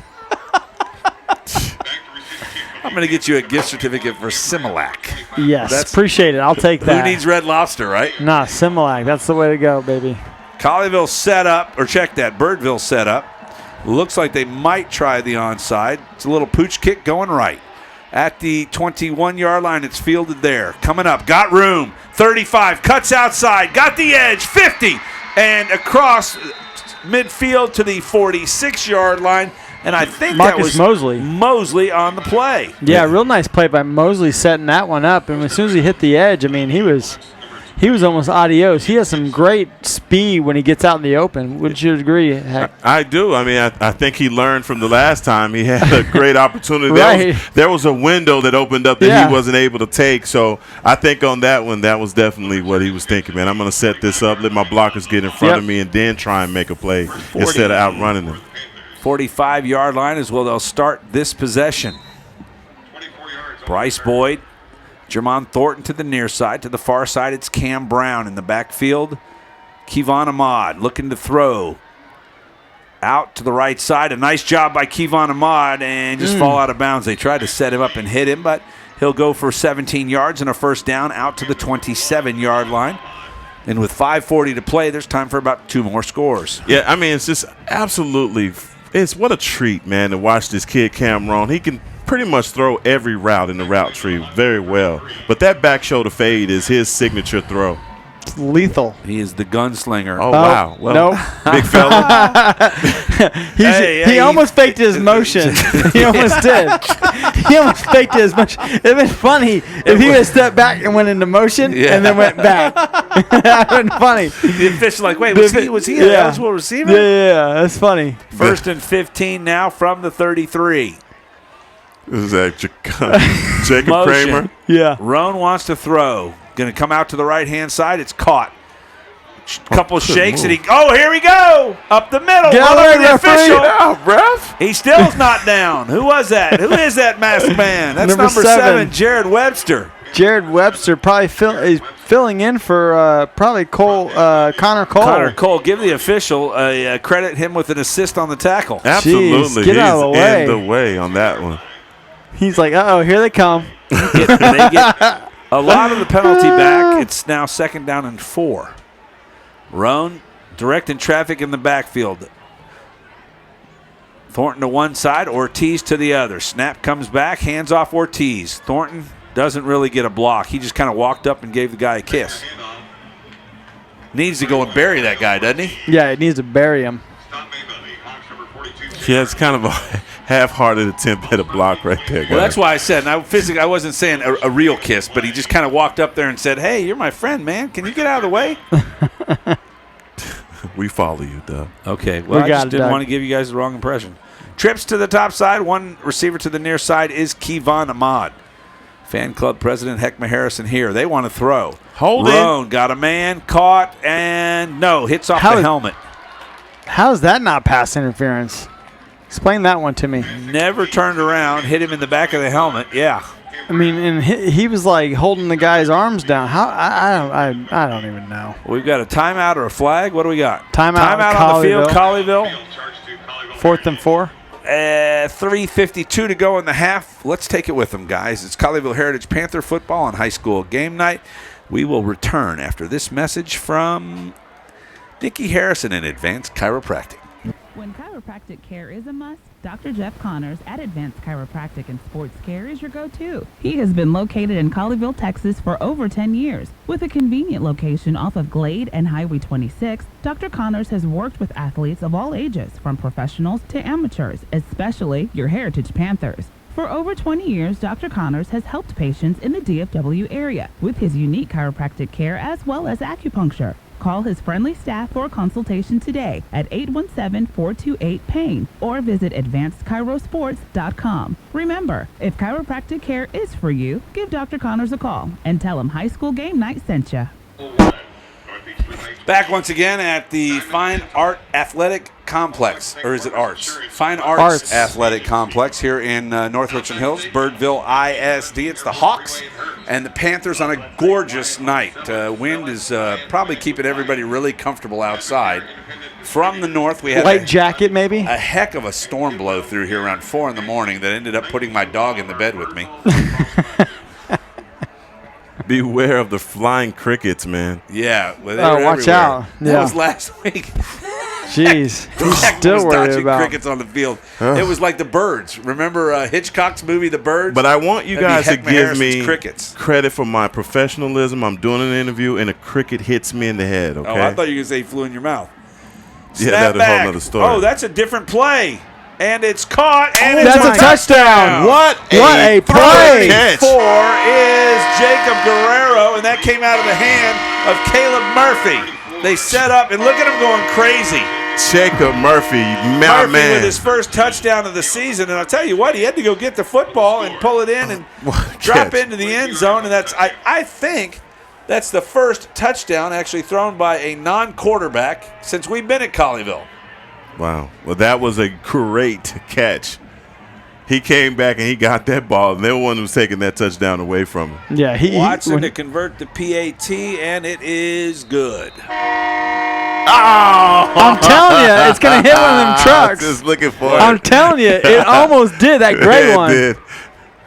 All right, guys, we're waiting on one of the field goals to go into the bed of this truck. I'm sorry. I'm trying to see the cheerleader. Which is the one that likes to jump and then can't flip? She's not out there anymore. I think 2, she's on the 3, sidelines. 4, 5, Yeah. 6, 7, 8, We 9, got them all they over. Yep. Yeah, she's. All right. How about that? Wait, you know what? What's the cheerleader squad? What they're called? They're the regular cheerleaders. The Panteras are the dance squad. The dancers. All right. Yes. Well, the cheerleaders are flipping out over that touchdown. 31. Oh, it's 31-10. Who's keeping? Can we get that guy back to keep score for us? Hey, I'm away from. Hey. It's funny. Where did he go? Where did he go? That's what they said. Where'd he go? Where'd he go? Where'd he go? Where'd who go? 31-10, folks. Sorry about the score. Colleyville's, as long as they're leading, it really, I guess, doesn't matter. But we've updated it now. And we've got, just under 3:45 to play. Colleyville kickoff. They're, by the way, dressed in red shirts, trimmed in black with black pants. Spot the ball at the 40-yard line, and Watson with a little chip kick. And it's going to come down, and it bounces. They get it at the 20 and will not get much more than the 22-yard line, and that's a pretty effective kickoff if you ask me. Hey, now I like that formation. That's a new wrinkle also. Every week, man, we're seeing something new from Coach Willis that he's pulling out, whether it be from a formation or something that he's doing within the game plan that's a little bit different week to week. I like it. Almost 9 o'clock, and we're not at halftime. Yeah, and Jervon Thornton tried to rip that ball out. I mean, he held the guy up, and he got a hold of it, and he was trying to rip that ball out, and got him down, but didn't get the ball. A report from local media talent with the morning news here. Kennedy Brooks has 226 yards and 2 touchdowns in the first quarter as Mansfield leads Arlington Martin 16-7. It says OPU recruit. What does that mean? I have no idea. OU? Oh, maybe it's OU Is recruit. OU recruit. OPU. That's funny. The guy's a Longhorn. I forgot. Yeah. OPU. You know you can't spell OU sucks without OU. Must be Texas OU week. Yeah. It is. Okay. You want to take a guess where this guy went to? Welcome, Horn. Snapback beater. Coming in from the backside. Nice play. Oh, and he may have twisted his ankle. No. That's 42. Yes, sir. That's Deuce Nisbet. Deuce. That's our call right there. every time. Fourth down. That's it. And That's our 4. call. Deuce. It's almost like Cooch. Or Steve Bushell. You know. Oh my God, man. We're having fun here. Yep. Clock's going to run out here. They must be just going to call a timeout. I don't know what they're thinking right now, but game clock and yeah, they're going to call a timeout as soon as it runs out. 3, 2, 1. There's your timeout. All right. So apparently, Birdville doesn't want to give Colleyville the football back with a lot of time, but it only takes them about 35 seconds to score. So 2:11 left on the clock. It's 4th down and 4 from the 29-yard line. And one of the better first quarters of offense for Colleyville on the season, 31 points, gentlemen. yeah, well, they came out and very explosive on offense, and I guess the defense, at the beginning, it looked like they were bending but not breaking. They gave up that early touchdown on a very bad penalty, but right now, man, they're cruising. I look for them to get another score going into halftime and be up 38-10. Just 2 minutes and 11 seconds to go here in the second quarter, alongside Heckma Harrison, Chris Beam, Doug Branch from the FAAC, Fine Arts Athletic Complex, Northeast Tarrant County. Here's a play right up the middle, and on the kick return, check that, goes out of bounds at the 30-yard line. He didn't actually bring it back any. And that's where Colleyville will take over with 2:03 to play here. And, gentlemen, enough time to score at least one, maybe 2 more times. Man, I mean, the output of this game is unbelievable for the Colleyville Heritage offense. It seems like, having Cameron and Kevon Ahmad out for the last 2 weeks. We've missed it, haven't we? Dude, they haven't missed a beat coming back. Usually sometimes, you're a little rusty a little bit. Not these two cats. I mean, these two guys playing. Cats, they're actually Panthers. Well, Panthers a cat. Roan wants to throw. And he almost threw it a pick. He did. He's hurt Intended again. for Kevon Ahmad. He's all right. And I He's probably mad because Joe Willis is like, why'd you do Get the that? football out of your hand. Yeah, exactly. That's exactly what he was saying. I should allow you guys to look at some of the signs that they're putting up on the far side. They've got Steve Martin, Ronald Reagan. It's actually kind of creative. No Trump or Clinton. Roan wants to throw, fakes. He's got room. There's a hold, and he goes down. See, now there's a smart play. Instead of getting hit hard, he gets down on the ground, especially since there was a hole inside and it wasn't going anywhere anyway. That was a great pump fake also by Cam Roan to freeze the defender. He made like he was going to throw it, and then he brought it back down. 6. He won 15 yards from the previous spot. Remain 3rd down. Big route right here. That wasn't a hold. I think that was a chop block. Was it a chop block? Yeah, it's a 15-yard penalty. So this thing's going to be back in. I'm chuckling. The This is official going to runs be in with Euless. his heels smacking the ground. Keeps his toes up. He must have been a band member. Yeah, this play is going to be. It's 3rd and Euless right now. Actually, 2nd and 26. Close. Snap back. They're going to run the reverse. Thornton's got it. And he's Set got a up, little too. room. Oh, he hurdled. He did an Ezekiel Elliott. He gets the corner and almost back for a first down. He's going to be 3 yards short. Give him 23 on the end around reverse. Nice call there from Head coach Joe Willis' staff, led by their offensive coordinator, Clark Harrell. Clark Harrell. Oh, any relation to? Yeah, he's Graham Harrell's his brother. Yes. Oh, okay. Which one of the Harrell boys? No, he's down the field. Down the field. Yeah. Colleyville's got it back. They'll stack the line of scrimmage. Snap back to Thornton. He's going to run the Wildcat. No, and he trips over his own lineman. In the Wildcat formation, number 12 for the Panthers.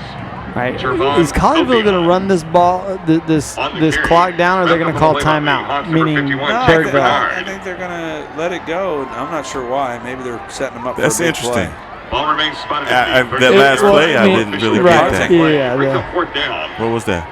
Fourth and Colleyville 4. Heritage. How about a fake punt here? No, Up by not 31. with 50 seconds left. You're going to get the ball the second half. They were going on 4th and 9, and now they're punting on 4th and 4. TJ Watson.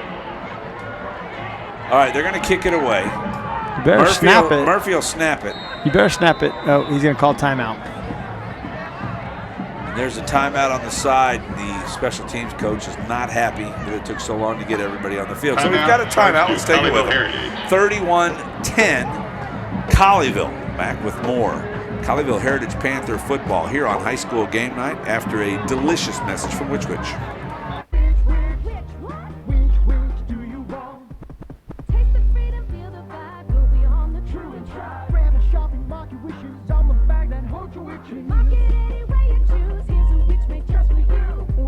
Now goes to 3 great lengths to make the Which you want. Regular, large, and the new 14-inch Super. Rock you Which, we're here to please. Sandwich matching guarantee. Which, catch what? Which is what you want.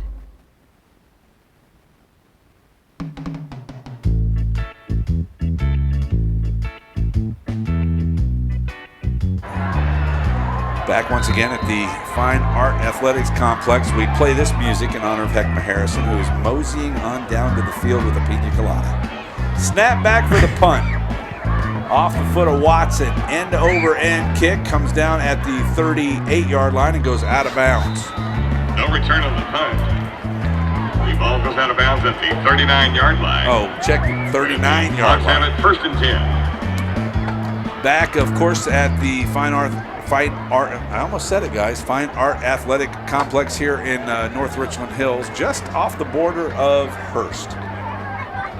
Not too far from Colleyville. Birdville's got it back. They'll send one receiver to the high side, trips to the near side. Beater at quarterback. Snap back is low. Heavy rush. They busted him and he threw it out of bounds. Didn't go down, but Colleyville came with everybody who was in the front 5, and there was not a lot of blocking for the Hawks. Panthers number 18, Mitchell Hubbard. I like having a little music in the background while I'm doing play-by-play. It's good stuff. Sorry about that. I'm trying to set stuff it's all right. up. I like it. I do. Hand off, and what a nice play. That is number 10 for Colleyville, Michael Young, who comes up and puts the brakes on. And I'll tell you what, if they don't let it run out, which it's at 15 seconds, I think I just let the clock run out right here. I think they're going to let it run out. It looks like they're ready to get into the locker room. And Heckman did not really go very far because they're going to be coming out kind of the way he was going. So we'll see if we can get Coach Willis when he walks off the field. Looks like that's the end of the first half with Colleyville winning 31-10 over the Birdville Hawks. I'm not sure which way. They got to go down this way, right? Yes, they're going to go down this way to the left. Let's hope Heckman gets there. Can we hear him at all yet? Heckman, are you close to the field yet? I'm getting there. All right, all right. Well, you got time. Coach Willis is doing his normal at midfield. So we're getting a little break up in your signal. They're coming at you. On a dusty road, good loving, you got a truckload. Oh, I see you. You better run, buddy. Wait. Where's Joe? He's at the student section, it looks like. There he goes. He just went underneath the security tape. Yes, he did. Sure did. Now the police are on your 6. You better hurry. Where's the coach? Police are on your 6. He's still on the other side of the field. Yeah, he's walking across right now at the 30. You can just let him come to you. Mosey into the 25. Let him come to you. He's got 2 blockers on either side. Let him come to you. All right. So we will momentarily go down to the field and hear from head coach Joe Willis. Now they're pointing out that Heck's there. And let's go down on the field to Heckma Harrison. All right, Heckma Harrison here with Coach Joe Willis. Coach, first half you guys came out and dominated in every facet of the game. What are you looking for your team to do in the second half? Well, I think you're right. I think we came out and played with great energy and great passion. Our execution hadn't been 100%. So what we got to do is go in halftime and make a few corrections. Defensively, we got to get a few things shored up, especially in the run game, and then come out in the second half and play mistake-free football. Yes, sir. All right, thank you so much, sir. All right, that's Heckma Harrison with head coach Joe Willis. When we come back, the halftime show will begin. I guess we're at halftime. 31-10. Panthers over the Hawks. More on high school game night after a number of messages from all of our sponsors. Back in a moment. Sweet shirt, bro. Oh, thanks. In-N-Out Burger, huh? Yeah. Where'd you get it? In-N-Out Burger? Right. Yeah. It's pretty sweet. Yeah, you already said that. Oh, yeah. I love In-N-Out. Oh, me too. Mm-hmm. That's what a hamburger's all about. Yep. Totally. Do I know you? Who, me? Have we? Yeah. No, you don't. No. I saw your shirt, and it's like we have something in common. Like we're on the same page. Yeah. We get it. Yeah. We appreciate the finer things in life. Like cheeseburgers. Yes. And T-shirts. Yeah. And personal space. Yeah. Wait, what? You're kind of crowding me here, bro. Oh, I'm sorry. You know, the burgers, they just get me a little... Oh, yeah. Okay, back off just a little. Okay. The 60th anniversary T-shirts are here. Get yours at an In-N-Out Burger near you or at InAndOut.com. Jason Ridley Agency is a proud sponsor of Colleyville Heritage Panther football. The Jason Ridley Agency offers home, auto, boat, motorcycle, RV, and coverage for all your valuable property, including business insurance. The Jason Ridley Agency is conveniently located in Colleyville, and you can find them online at jasonridley.com or call them today at 817-281-4500. The Jason Ridley Agency says, go Panthers. Nationwide is on your side. Back on the pregame show, joined now by Colleyville Panthers.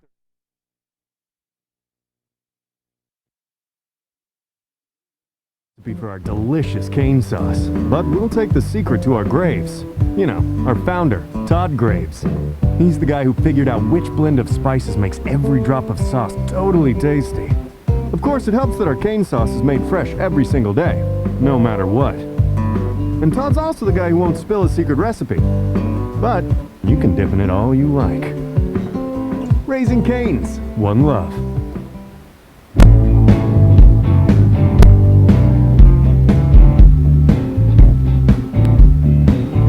Hey, now listen, folks, I got a little story for you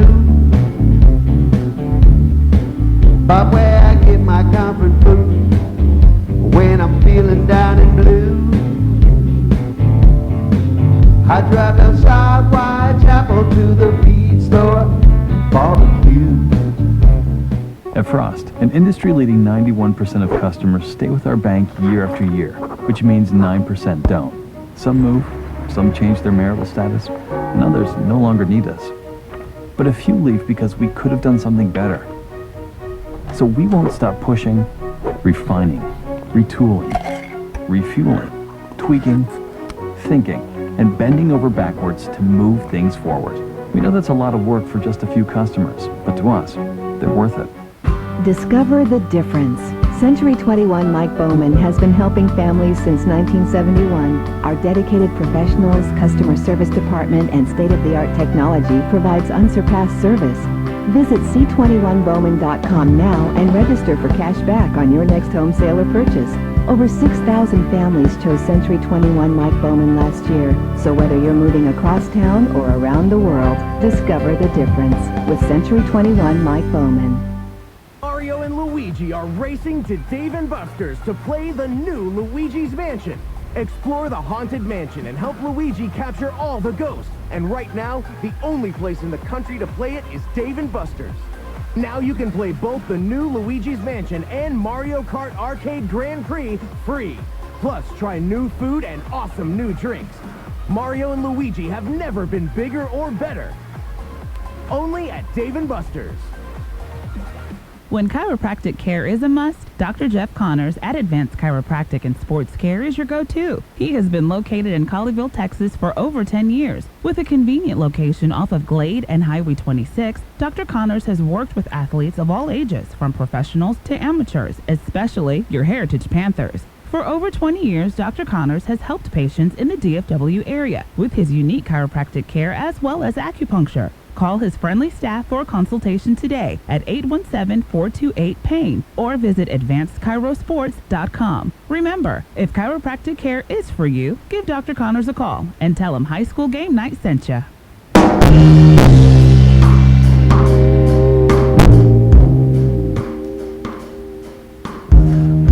Back on the halftime show from the Fine Art Athletics Complex in North Richland Hills. Birdville ISD, beautiful complex out here in northeast Tarrant County, joined now by Mark Largent with, are you Sports Day? He's everywhere tonight. I mean, who are you sporting for? Who's paying the bill tonight? Dallas Morning News and Star Telegram. I do both. You're double dipping? He's double dipping tonight.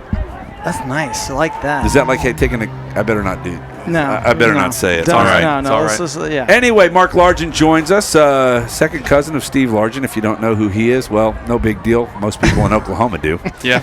And Seattle. Which, frankly, because this is Texas OU weekend, who cares? By the way, did you guys see the dusting station they put up there just south of the WinStar Casino this afternoon?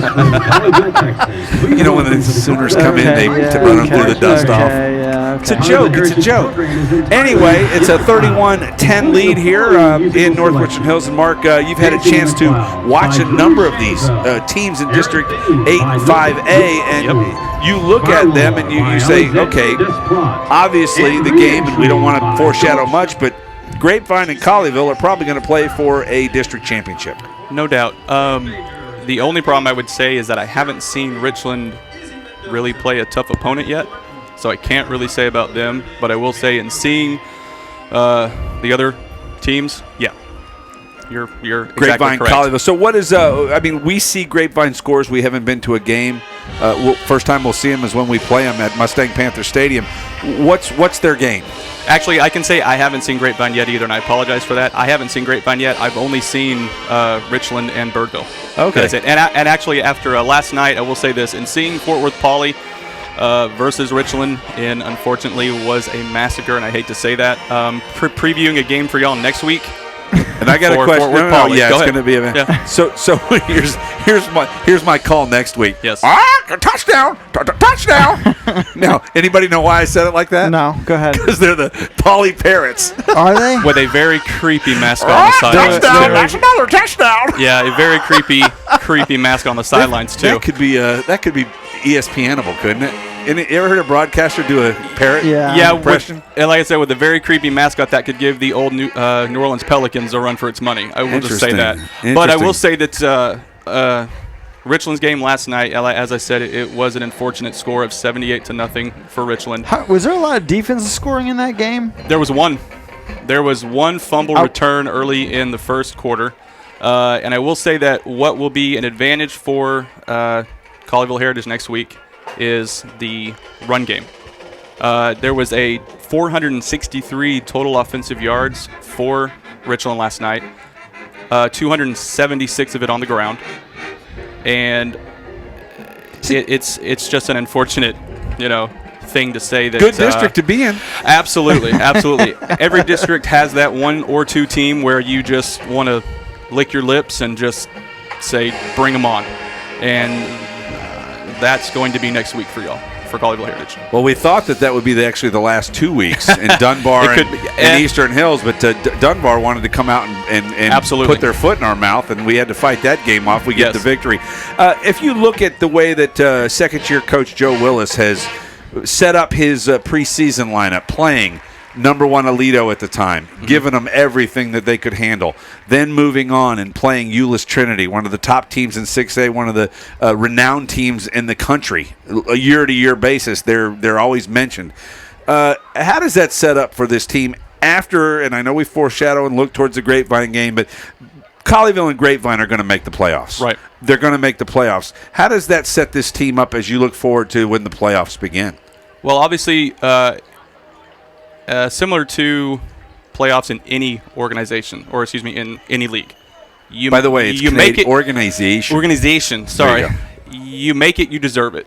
Obviously, you're there for a reason. And when you play a tough non-district schedule, as they have, it sets up for the tough opponents that come into the playoffs as well. You know what you've got because those teams most likely have also played your non-district opponents as well. And you're able to see video, you're able to see, or tape, you're able to strategize, practice, everything. You're able to see exactly what you're in for, and it helps tremendously. And with the non-district schedule that they set up, honestly, when they get into the playoffs, I think they're good. I think they're fine. I think you guys got a late, deep run ahead of you. Well, as long as we can keep everybody healthy. Of course. They fought through the last 2 weeks of having people out. And tonight. You're seeing exactly the return of Roan. You're seeing exactly the return of Ahmad tonight as well. And with a 21-point lead, if they stretch this out, you really have the opportunity to rest those guys. Sounds like against Poly, you could almost rest them again. You don't want to rest them too much because you want to keep getting those reps. But that being said, Colleyville can come into that Grapevine game in very good shape. Chris? Yeah, but knowing Coach Willis, probably what he's going to do next week, and I wouldn't be shocked. Same thing we saw last year against Coppell, where we go to the Coppell game, and he basically set everybody out because he knew that even if they won that Coppell game or lost, meant nothing. So, if they win tonight, you want to put all your eggs in the Grapevine basket, and if you can win versus Polytech, which you should with French, give Cam Roan and Ahmad a week to settle their injuries because he says that Ahmad's still a little nicked up and a high ankle sprain just doesn't go away. All right, well, halftime will roll on here from the Birdville Fine Arts Athletic Complex. When we come back, we'll be joined by a former Panther, Justin Taberni, who is spending a little time with his guns up at Texas Tech. We'll talk to him when we come back on the halftime show. That's here from Birdville Independent School District Fine Arts Athletic Complex in North Richland Hills. If you can't say it any better than that, then don't say it, right? Just go with acronyms. Anyway, back in a moment on High School Game Night after this message from Jason Ridley. Jason Ridley Agency is a proud sponsor of Colleyville Heritage Panther football. The Jason Ridley Agency offers home, auto, boat, motorcycle, RV, and coverage for all your valuable property, including business insurance. The Jason Ridley Agency is conveniently located in Colleyville, and you can find them online at jasonridley.com or call them today at 817-281-4500. The Jason Ridley Agency says, Go Panthers! Nationwide is on your side. Mario and Luigi are racing to Dave & Buster's to play the new Luigi's Mansion. Explore the haunted mansion and help Luigi capture all the ghosts. And right now, the only place in the country to play it is Dave & Buster's. Now you can play both the new Luigi's Mansion and Mario Kart Arcade Grand Prix free. Plus, try new food and awesome new drinks. Mario and Luigi have never been bigger or better. Only at Dave & Buster's. That was close. Halftime show rolls on here from North Richland Hills, joined now by former Colleyville Heritage Panther Justin Taberni. And I think, Justin, you were the first person for Colleyville that I actually used the term the diminutive one. I use that for Ortiz now, but you just talked to us a little bit while ago. You were at Northwest Oklahoma State, up kind of in the Woodward area, now at Texas Tech shooting your guns up, and it sounds like you're going to try and play a little more football out there with the Red Raiders. Is that what I'm hearing right? Yeah, just taking the time off right now, training, trying to get my body and my strength back up so that in the fall or in the summer, try to walk on and make the team. What led you to Texas Tech? Obviously, they have a very good education out there in Lubbock, but the surroundings, the bushes that blow by, the dirt, the dust. What was the aesthetics that got you in there? Well, I have a lot of friends that I went to high school with that also go up there, so in every one of my classes, there's at least one person I went to high school with. So there's that, and then my dad's mom went there and kind of persuaded me to go. So little history then. Yeah, you've had the guns up for a while then in the Taberni family. Yeah. You could say that. So homecoming last week, you missed that. What do you miss most about being around Colleyville and the Heritage Panther family? Oh man, that's tough. I miss everything about it, honestly. I mean, every time I can get back here, when I can get off work, try to get up here and watch the games because it's just there's nothing like it. It's Friday Night Lights. It's great. You can't really beat it. Just being in the stands just makes you miss it. And wish I had those days back. Well, and they're not gone yet. You still have the opportunity to maybe play a little bit more football. I hope so. What are you studying up at Tech? Accounting. Accounting. Yep. Oh, you better get a lot of yards then if you're an accounting guy. Right? Yeah. All right. My wife's an accountant. Yeah, so long hours. Yeah. Keep going. Late nights. And April's a really bad month. Yeah. Don't go on. You're not going to go on vacation in April. Usually June, July is a good time to go on vacation because and especially in accounting, a lot of people don't realize you're pretty much every 15th after August is a deadline for the IRS or something. So you're IRS driven. So last thing for you, favorite memory of playing football at Colleyville Heritage? Oh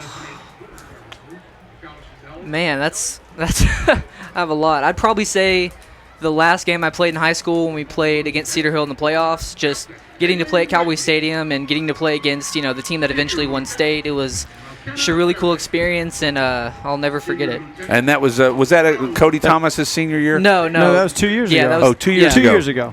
2014. Yeah, so that was our first year together. Yeah, but that was quarterback Trevor for us. Anderson. Oh, Trevor. Okay, that's right. Number 7. Yeah. Yep, Trevor Anderson. No, number 6. He's a left-hander.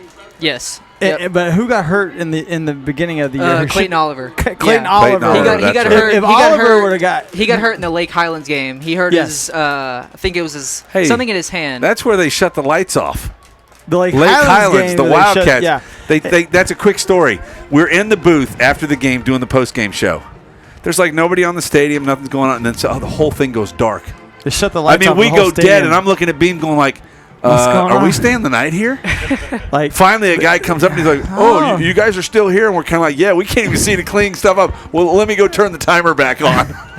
Seriously, well, the funny thing is, you say that is because I saw Brian Broaddus this week, and Brian Broaddus does the Coppell game. Oh, and they're headed to Lake Highlands. They're at Lake Highlands right now. I told him, I said, find the operations guy, make sure he doesn't shut the lights off on you. You'll be dark. So tell me your favorite memory from the Grapevine game. How many you played? That was the first game I actually got to carry the ball. The first game against Abilene that year, I didn't get to carry the ball, didn't touch the ball at all. But that game, I started the game off and had 2 carries and a reception in the first drive, and that was the last game that Clayton played, like a full game. And then during that practice week leading up to the Lake Highlands game, I got a concussion during practice, so I didn't get to play that week. And then that was the week that Clayton got hurt. And then What's your favorite score? What's your favorite score?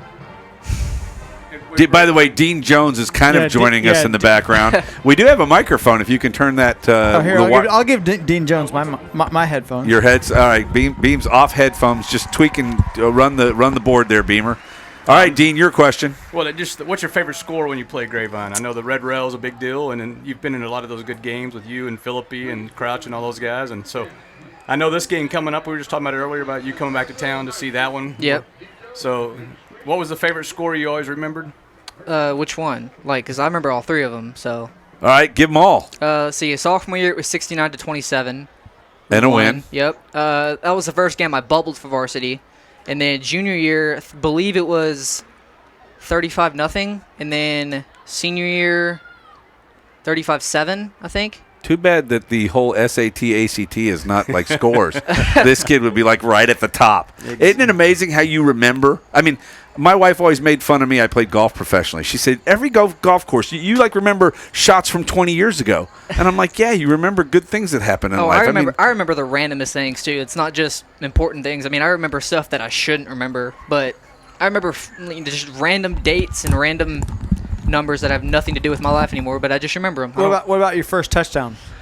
First touchdown, yep, against sophomore year. It was against Oral Turner, and it was a 10-yard run. Remember, it was an outside run, cut it back in, and scored. What about your longest run? Longest run was Longest run or longest touchdown? Longest touchdown. Longest touchdown was a 30-yard touchdown against. I want to say it was LD Bell. Yeah, it was LD Bell. Senior year against Pennington LD Bell. Field? Do what? Was it at Pennington? Yep. It was at Pennington. It was. I actually remember that one too. Yeah. Even at 51, I have a little bit of memory Kevin left. Salinas was the quarterback. Yep. It was. I can't remember the name of the play. I remember the signal, but I can't remember the play. It's an outside run where the left guard is pulling, and you're supposed to kick in or cut back right under his block. I remember the play, but I don't remember what it was called. But. Memories, man. Yep. Wait till you get to be 50. It'll all come weighing right down. So what position you plan on playing out at Texas Tech?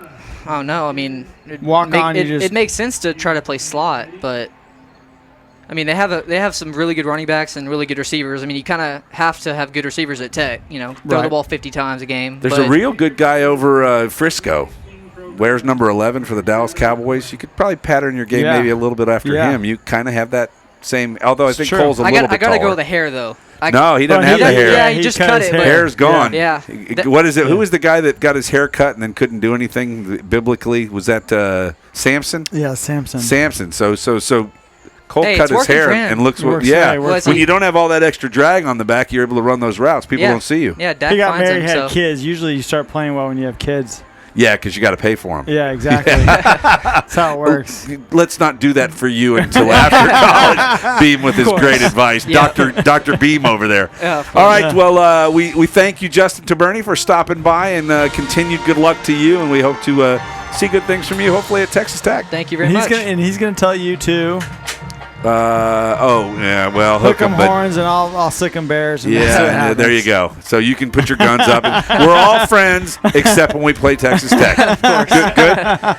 All right, when we come back, we'll be about ready for some football. Yeah, almost. This The halftime went by quick. mighty Hawk Dean, band you is start on bringing the guys up at halftime because it makes it go much faster. It's so much much more fun. Much more fun. All right, well, again, thank Justin Taberni for stopping by. 2013 or 14 graduate? 15 graduate. 15. Yeah. He's the same as my son. 15. 19. Yeah, I'm turning Almost 20 in a 20. couple weeks, yeah. Okay. There you go. You got another year. Yeah. Got another year. I know what you're thinking. No, I'm talking about in football. Where are you guys going? He's got plenty of time for football. All right, where are you working out at? I mean, like you said you're starting to work out to get back into football. Yeah. Where have you got a trainer or No, there's a like a gym at the school, but it's like got everything you need. So just got your own training program? Yeah. So you try to put. All right, so let's stay with So how this. You much- try to yeah, put a little bit of yeah, how weight much on, weight or you you got to trying put to on? get 'Cause you speed? probably gonna have right to, now, right? right now I'm about 178, 179. What I'm trying to do now is cut all the fat and then try to bulk up. So Gotcha. That's what I'm trying to do now, because I can gain weight really easily. I can gain 20 pounds in a month if I want Oh, to. can so. I? No, You want some was your weight, I'll 40 give you some time? of mine. My 40 time was like a 4.62, 4.63. That was the. So do you need to work on that then? Get a little Work on more that. quickness? Absolutely, Yeah, probably about absolutely. 4.5. Yeah, absolutely. So. 4.5, 4.4. Yeah. 4.4 gets you in the NFL. Yeah. Dr. I know Beam, that. Yeah, 4.4 of course. will get Trust you into me. it. That's Yeah. not height, by the way. That's speed. Not speed. Actually, height might too. Look at Darren Sproles. I think Beasley's about a 4.3 guy. Is he? Yeah, he's quick. He's quick. How Yeah. tall is Bees? Oh, he's like 5'8", right? 5'7", 5'8". No, he's at least 5'10", 5'11". Yeah, well. All right, well, it is what it is. Yeah. Yeah. He's quick. He's quick. He's got that what they call sneaky quick. Yeah. You reach out to catch him and he's that's what I'm gone. saying. That's what it Watch is. the game on Saturday. On Sunday, we always go, Justin, another play. Justin, it's Yeah. very similar in style. There you go. Yeah. All right. Let's go. We will take a break again. Thanks for stopping by, and for continued having good me. luck to you. Thank you very much. All right, more on high school game night from North Richland Hills. It's the Panthers and the Hawks, 31-10, 21-point lead. We take you to the third quarter when we return after this brief timeout and a message from Advanced Chiropractic. Chiropractic care is a must. Dr. Jeff Connors at Advanced Chiropractic and Sports Care is your go-to. He has been located in Colleyville, Texas for over 10 years. With a convenient location off of Glade and Highway 26, Dr. Connors has worked with athletes of all ages, from professionals to amateurs, especially your Heritage Panthers. For over 20 years, Dr. Connors has helped patients in the DFW area with his unique chiropractic care as well as acupuncture. Call his friendly staff for a consultation today at 817-428-PAIN or visit advancedchirosports.com. Remember, if chiropractic care is for you, give Dr. Connors a call and tell him High School Game Night sent you. Which do you want? Taste the freedom, feel the vibe, go beyond the true and try. Grab a shopping, mark your wishes on the bag that holds your witches. Mark it any way you choose, here's a witch made just for you. Which now goes to 3 great lengths to make the witch you want. Regular, large, and the new 14-inch Super. Rock your witch, we're here to please, sandwich matching guarantee. Which, that's what, which is what you want.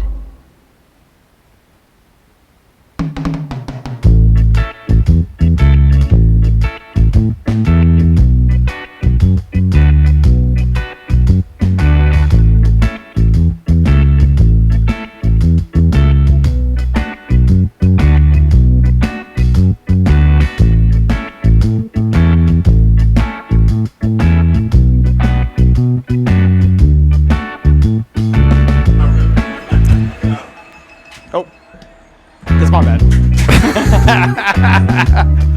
I'd love to yell at him for his engineering, but for the most part, he does a really, really, really good job. Put your headphones. Put your headset on. Come on. This is where the producer says you cannot be off mic and talk. And I'm not the producer, but that's what they always yell at me. Yeah, you can't be off mic and talk. Heckma Harrison, Chris Beam, Doug Branch here from the Fine Arts Athletics Center. Heck, did you bring me some chips? I did not. Get that. Yeah, get that mic closer to your face. I did not. There we go. There was only one bag that they had, and I don't know where it went. No, all right. Yeah, it's in your stomach is where it went. That's where it went. They only had one bag. Thoughts on the first half? Heckma Harrison, start us off. You know, I'm really excited about what they came out. They came out with a lot of energy. Not a lot of calls, penalties against them, except for that one down there at the end where Cameron was talking to his center, and they obviously thought he was saying something to the ref and called him for unsportsmanlike conduct. Unsportsmanlike, and took him completely out of. They were about to score, so it took him out of field goal position also. But other than that, man, I'm really enjoying what I'm seeing from the team on the ground. I've seen a lot of different wrinkles that they've come out with in their game plan that I hadn't seen in the previous any of the previous games. So, you know, I'm just really loving the energy that they're coming out with, and hopefully they'll continue that trend. But also on defense, I mean, these guys are playing solid. You know, there's a lot of balls out there yet to be, you know, plays to be made on the ball because, you know, Birdville is just throwing these short dink and dunk balls. And, you know, I know that the coaches up here in the press box are seeing, and they're telling their guys probably at halftime, just turn your head and break on the ball, you know. And so those are just balls, you know, ball drill plays that these guys can start to make and just believe in their athletic ability. But outside of that, man, I'm just seeing these guys playing an excellent game today. Nope. There we go. We're on. Somebody left the light on. There's a purple light leaving the field. Only one purple light leaving the field. Anyway, it's the Mighty Hawk Band exiting. We're about to get underway here in the third quarter. Chris, let me give you your opportunity, besides all of your analysis on potentially balls hitting the cars in the parking lot, of the first half.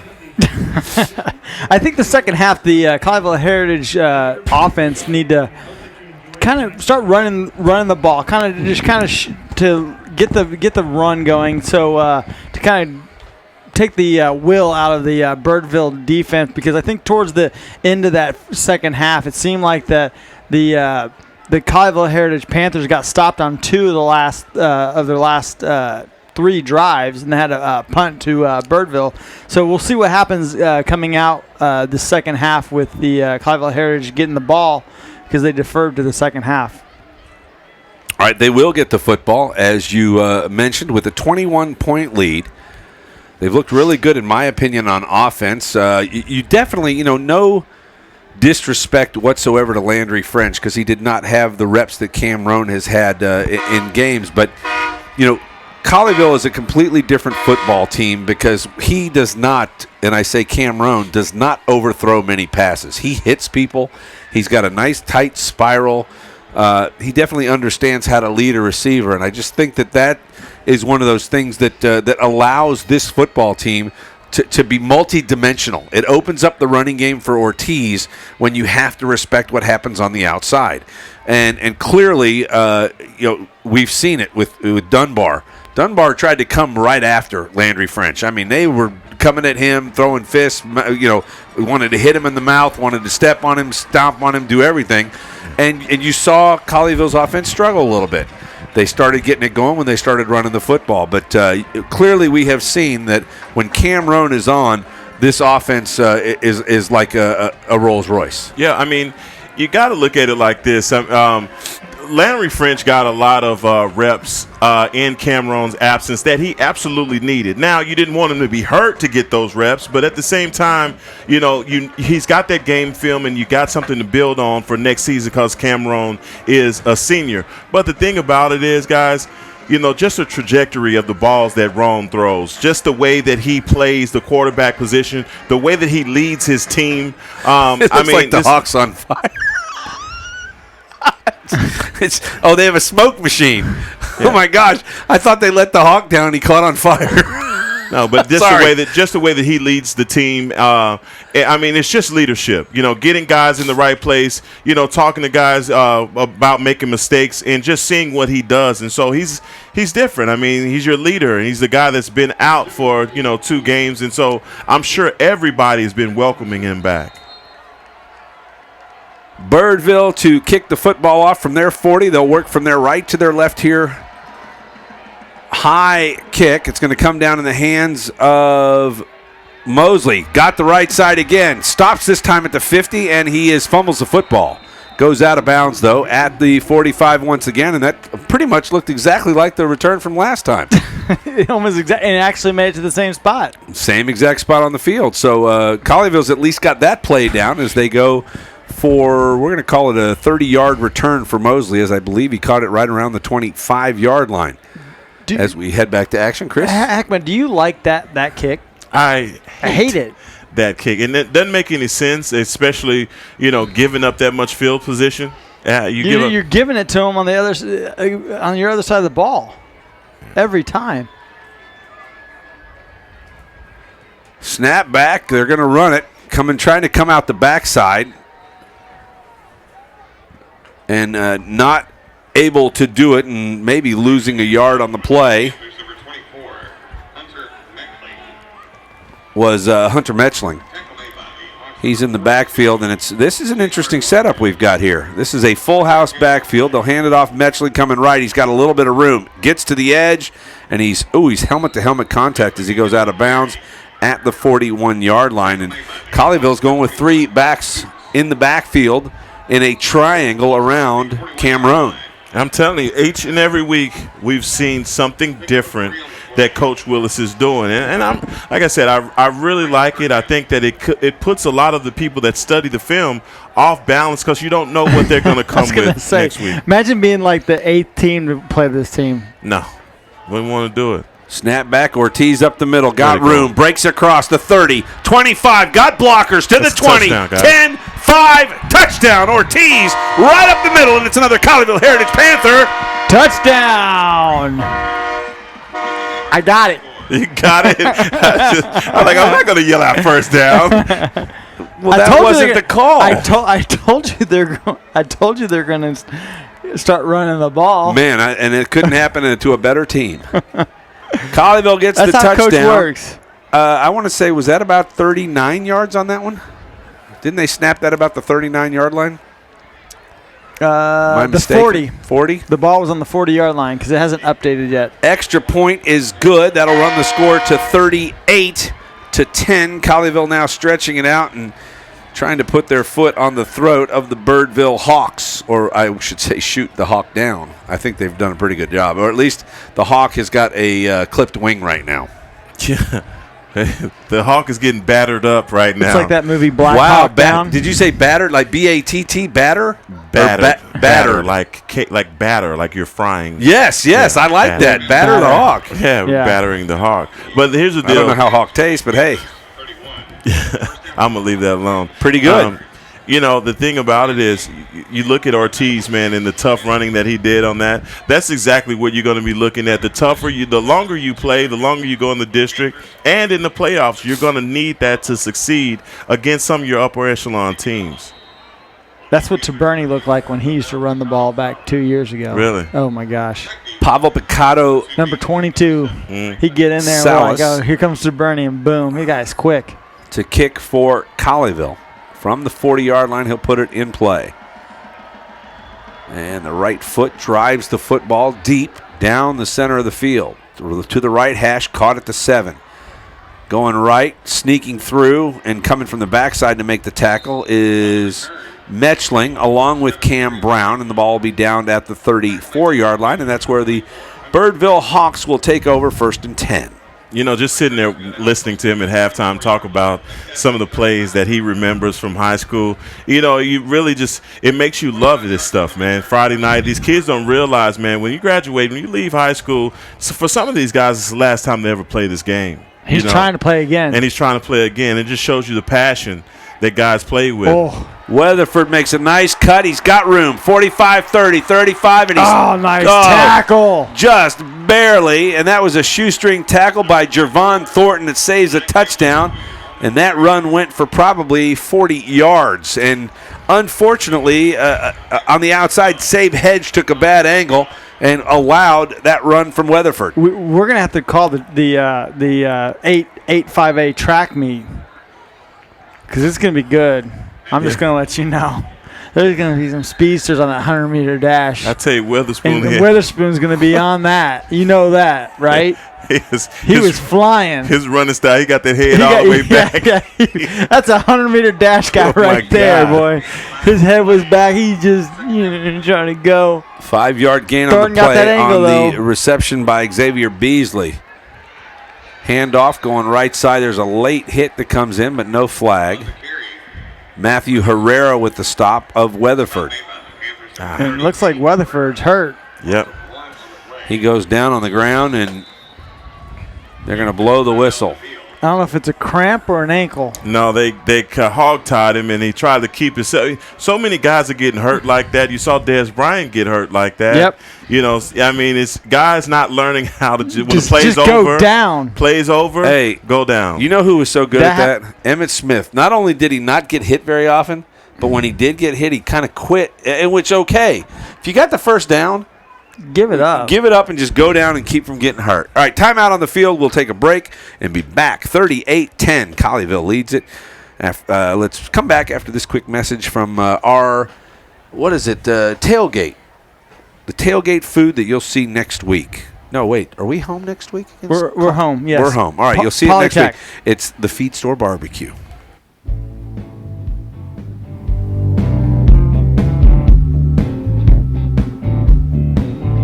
Hey, now listen, folks, I got a little story for you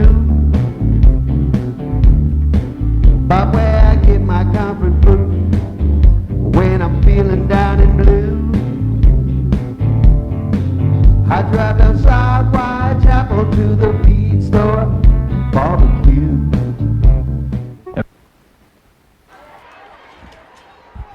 Back once again. In North Richland Hills, Weatherford walked off on his own accord. Snap back beater, looking left, wants to throw.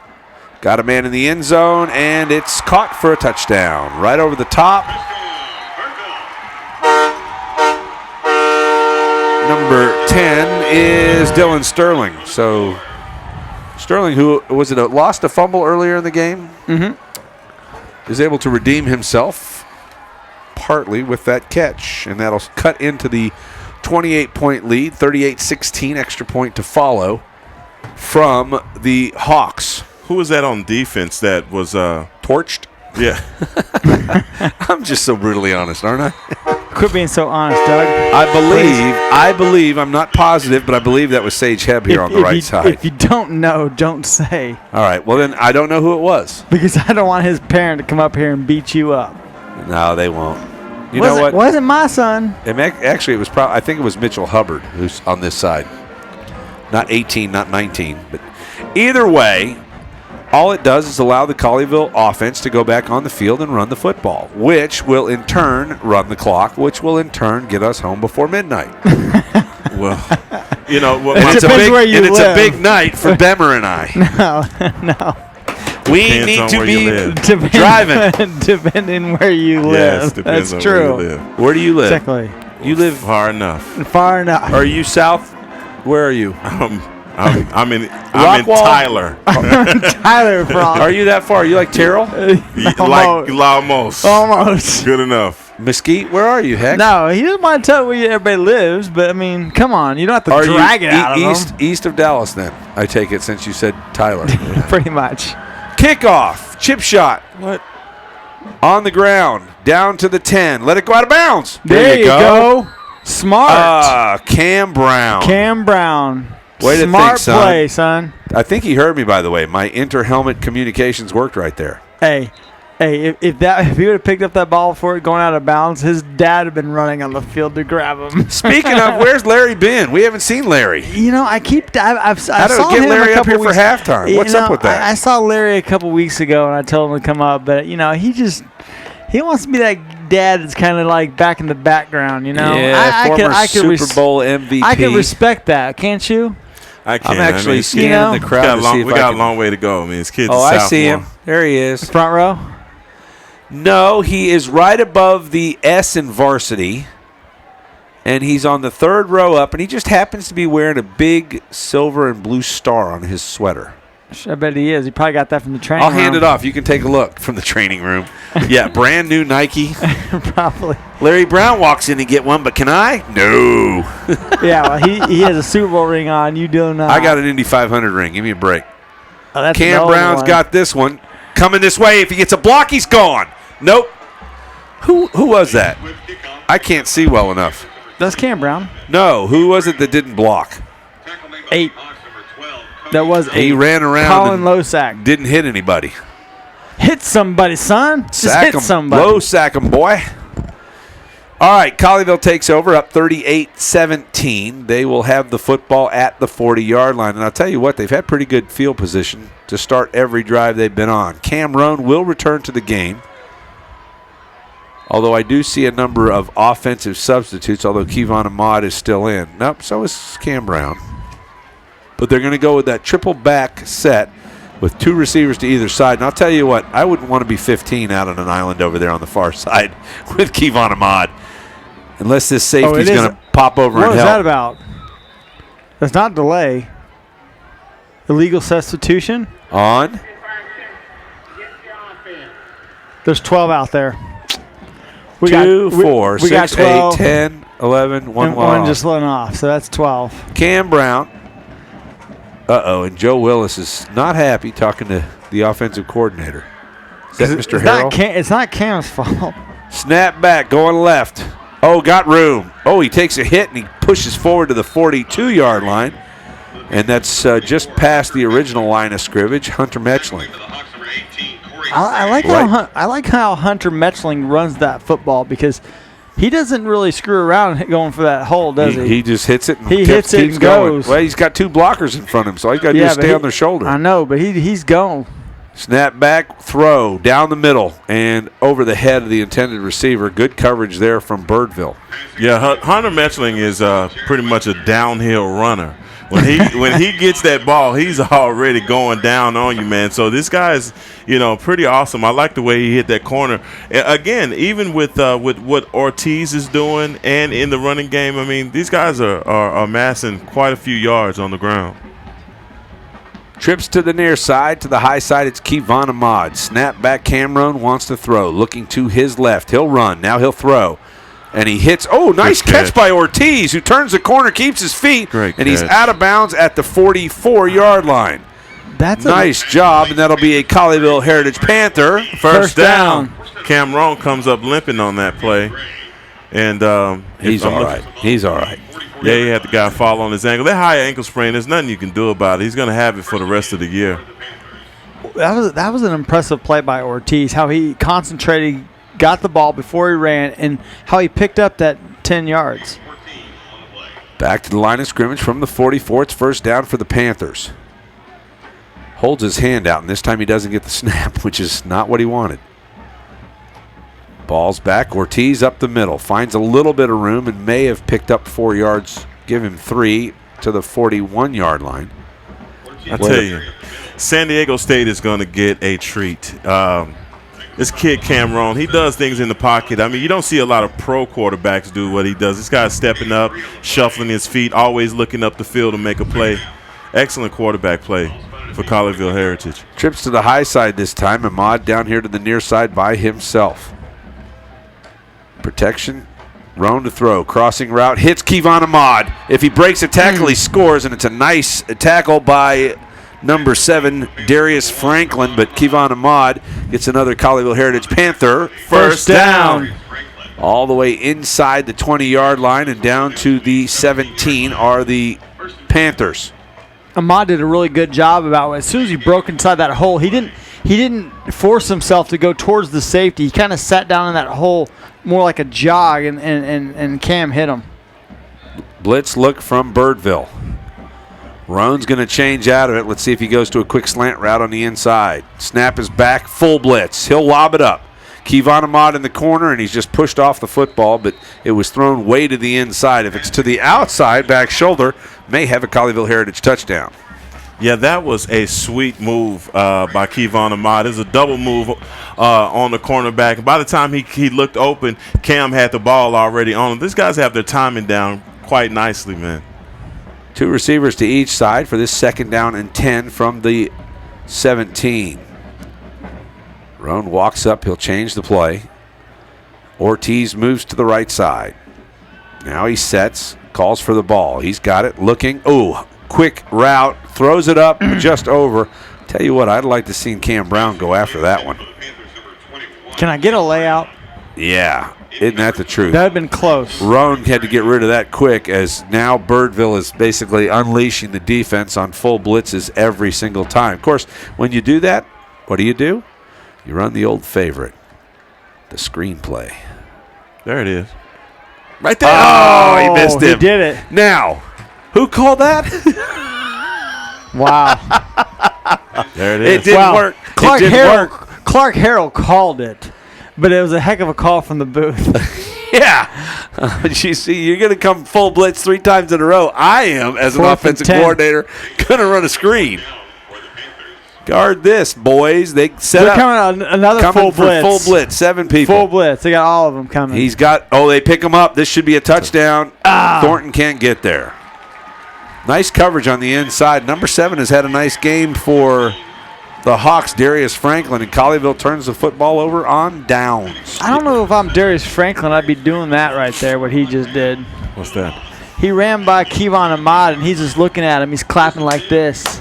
Yeah, well. You know? I'm like, what? That's where it's Kevon Ahmad. You turn around and you point back to the scoreboard and go, yo, bro. Bro. Bruh? Is it bruh? Come on. Yo, bruh. Come on.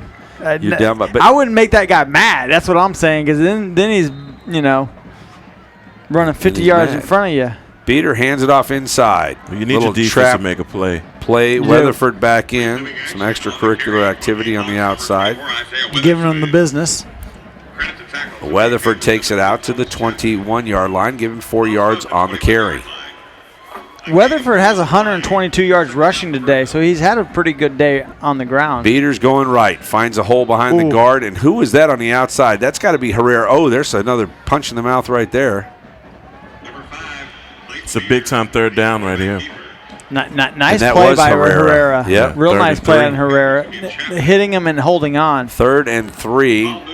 You know what? I think I wouldn't mind dialing up a little blitz here if I were Mike Quintero. Snap back, they're running, cut. He's going to get the first down. You get more. And a nice tackle there by Twin 2. Javon Thornton. Javon Thornton makes the tackle, but not before it moves the chains, and another Birdville Hawk first down. But running the football also does what, boys? Tick, tick, tick, tick, tick, tick. 5:52 to go in the 3rd quarter, and now we've got a player down on the sideline. Somebody grab him by the feet, pull him off, and let's get this thing going. Just kidding. Just kidding. I said it quick. Parents, there was no hesitation. No hesitation. That's Doug Branch. That is 817. That's the quarterback, actually. Is that the quarterback? Yes, Beater. Oh, and it he's is. grabbing the inside of his right ankle. No. And he is in pain. This is going to call for a change at quarterback. They're going to put in number 4, T.J. Anderson, who's the wide receiver, I believe, is going to move to quarterback, although they have listed Stone Early, number 14, as a quarterback on their roster, and Colby Ferris, number 8. So Well, 14's out there. I mean, I got the 2 deep. We got the 2 deep today from the head coach. They had 14 on it? No, it had who you have out there. Speaking of, where's my 2 deep's gone? Where? Oh, it's right here. No, yours is here. Oh, it's covered up. That's mine. All right, thanks. So on the Birdville offense, they've got Colby Ferris as the backup, and that would be Ferris in the game. Oh, they direct snap to the – I don't think that was on purpose. And here goes Weatherford. And if he's not – oh, he's got caught. Nice job there. That was, Mosley, 25 on the play? It was Marcus Mosley. The quarterback reached in front of the running back and tried to take the football from him. It was a bad snap right to the running back. Interesting play there, Heckma. Yeah, well, I'm just dumbfounded by the big plays being given up right now by the Panthers. I mean, they're in position, just like right there, to strip the ball, make a play, but yet it ends up being a 3 to 4 yard positive play for the opposing team. And, I'm just looking for them to get some stops. One of the things, I don't know if you played a PlayStation or not, I played with my son, and it's just – I like to see some linebackers up in the hole blitzing, and just a wide 9. Bring these guys up front and let's blitz them. I mean, this is basic. This is basic. Let's get a hold of these guys. I mean, because they're not doing anything special. Stone Early is the quarterback, number 14 for Birdville, as Beater is still on the sideline. And I think this is his first playing time of the year, because I was looking at the Birdville stats that Coach Holbrook sent us, and Ferris also has some throws this year. So there's that snap that's wide Look again, at that. and they just go right. Oh no! Who grabbed his shirt? Is that him. Herrera? I think so. Matthew Herrera grabs a hold of his shirt and says, that's not working anymore here, Weatherford. I tell you what, fourth down. If Herrera misses that tackle, he's gone. He's gone. He gone. He gone. And you got, you like to see, for me, and maybe I'm different, man. I want to see pursuit. I want to see everybody making it out to the ball carrier. And I only have 2 guys out there. My question is, guys, are you tired? What's going on? All right in the backfield. Got him. There we go. Let's go. Stop this. And there's extra activity over there. Get back, Mosley. Get back, Mosley. Get to the sideline. There Coach you go. is on the field. Yep. Coach is on the field. Get away. Get away. They're just trying to egg you on. It's your ball. They didn't need that. No. So Colleyville stiffens their defense and stops Birdville. And they'll take over at the 30-yard line with 3:55 to play here in the third quarter. 38-17, 21-point lead for the Panthers, Chris Bean. I think we're going to get a heavy dose of Ortiz here in a minute. Cam Roan back in at quarterback. Not that he left, he's just back in. Snap back, handoff, Ortiz. Up the middle, going left, and they'll drag him down after about a 2-yard gain. Okay, now it's going to be Ortiz right. Because I did like when you called him Mario Lopez that one time. That was pretty funny. Yeah, Mario Lopez. Mario Ortiz. See, wait, what's that Mario Kart? Maybe that's what we should come up with, like Mario Kart, because he's always bouncing around off of things. Yep. Roan in the backfield wants to throw. Quick hitch and just over. Boy, he set up. That would have been ugly had he caught it. Thornton. Been medicine ball. Yeah, he would have been stretched out and ready to take a shot in the ribs. Yeah, it's called a medicine ball, because after you catch that one, he's going to need some medicine to wake up. Wow. 3rd down and 8. Ball spotted at the 32 of the Panthers. Roan wants to throw. They got screen. it. If he gets his way, he's gone. He is gone. And that one to the house, baby. He 40, is gone. 35, 30, 25, 20, 15, 10, 5. Touchdown. 68-yard pitch and catch on the screen, and that's what you do. And it feels so good. Reunited, and it feels so good. I'm telling you, Doug. Sing it, Doug. Reunited, and it's understood. I'm telling you, man. The one thing he got was Kevon Mott out on the left. Hey, man. You know they're reunited because they're scoring touchdowns tonight. Yeah. You guys. My man. Chris doesn't even know that song. I don't even know. I'm over here I'm just tweaking over here. I'm just making sure the faders are going wait, good. Did you say you were tweaking? Kick is no good off the foot of Hudson. Don't worry It's about it. 44-17. And boy, we are having some fun here in Colleyville. You know, it is the Fine Arts Athletic Complex. Hey. And we just threw down a little fine arts right there, You guys didn't could we? go downstairs and get a band together. Hey, man. Yeah. Was that The reunited? fan. Was that Peaches and Herb? Peaches and Herb. Oh, yeah. Yeah. Reunited and it feels so good. Yeah. Come on. I love. You know what? Only Heck feels so. Do it again. Feels so good. Here we go. So good. It feels so good. Wow. Feels so good. I can't do that, Heck. The fan club, man. Ladies and gentlemen, Heckma Harrison. This guy feels so. I can be Barry White. Feels so good. You about an octave too high. For Barry? Yeah. No, I guess I'm Barry White. That's Barry, right? There you go. That's sick Barry. What is, tell me a Barry song. God, I can't think of any right now. Barry White. You trying, man? You Looking, almost baby. there. I love you. Love everybody. Is that? Love Colleyville Heritage Panther football. All right. I'm the fake Pat Summerall. Jeez. I got all kinds of them, don't I? Yeah, you got it all. It's scary. That's what happens when you don't sleep much at night. You should be around me. There's like 3 or 4 people I talk to. Off the foot of Salas. He'll drive it into the left corner to the 7. Birdville's got it coming to their right. Now they sweep back in the middle. Oh, he bounces like a pinball. If he gets the edge, he may score, but he cuts it back inside. And then there's a host of Colleyville Panthers to pull him down at the 32-yard line. Where, let's see, it looks like 14 is headed back in, so Beater is not going to return for Birdville. Beater was hurt, definitely, on that last series. It doesn't look like he's coming back in anytime soon. He can't Beater Joyder. Okay. Yeah. I'm standing up now. I'm doing the Brent Musburger. You are looking live. You're not looking, though. This is radio. Beam, you got some scores from around the area that we can update since we didn't do any at halftime? Yeah, we could do some Stand by. in between plays. In between plays, Okay. yep.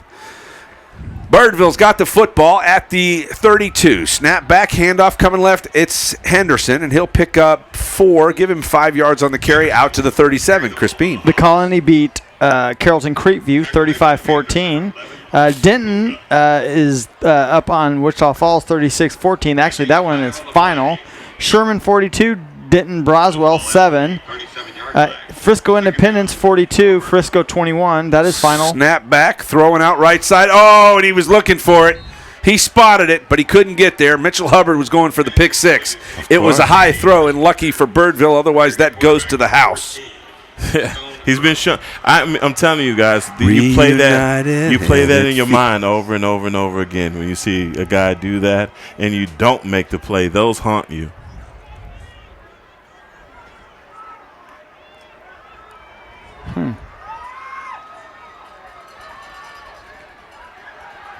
Good throw. Good drop. Just overthrown as they go left-hand side with a football, or was it dropped? It was dropped. That was good throw, and it was a good drop too. Good drop. It's just Yep. All right, 4th and 5. Here's a fourth quarter score: Highland Park 19, West Mesquite 3.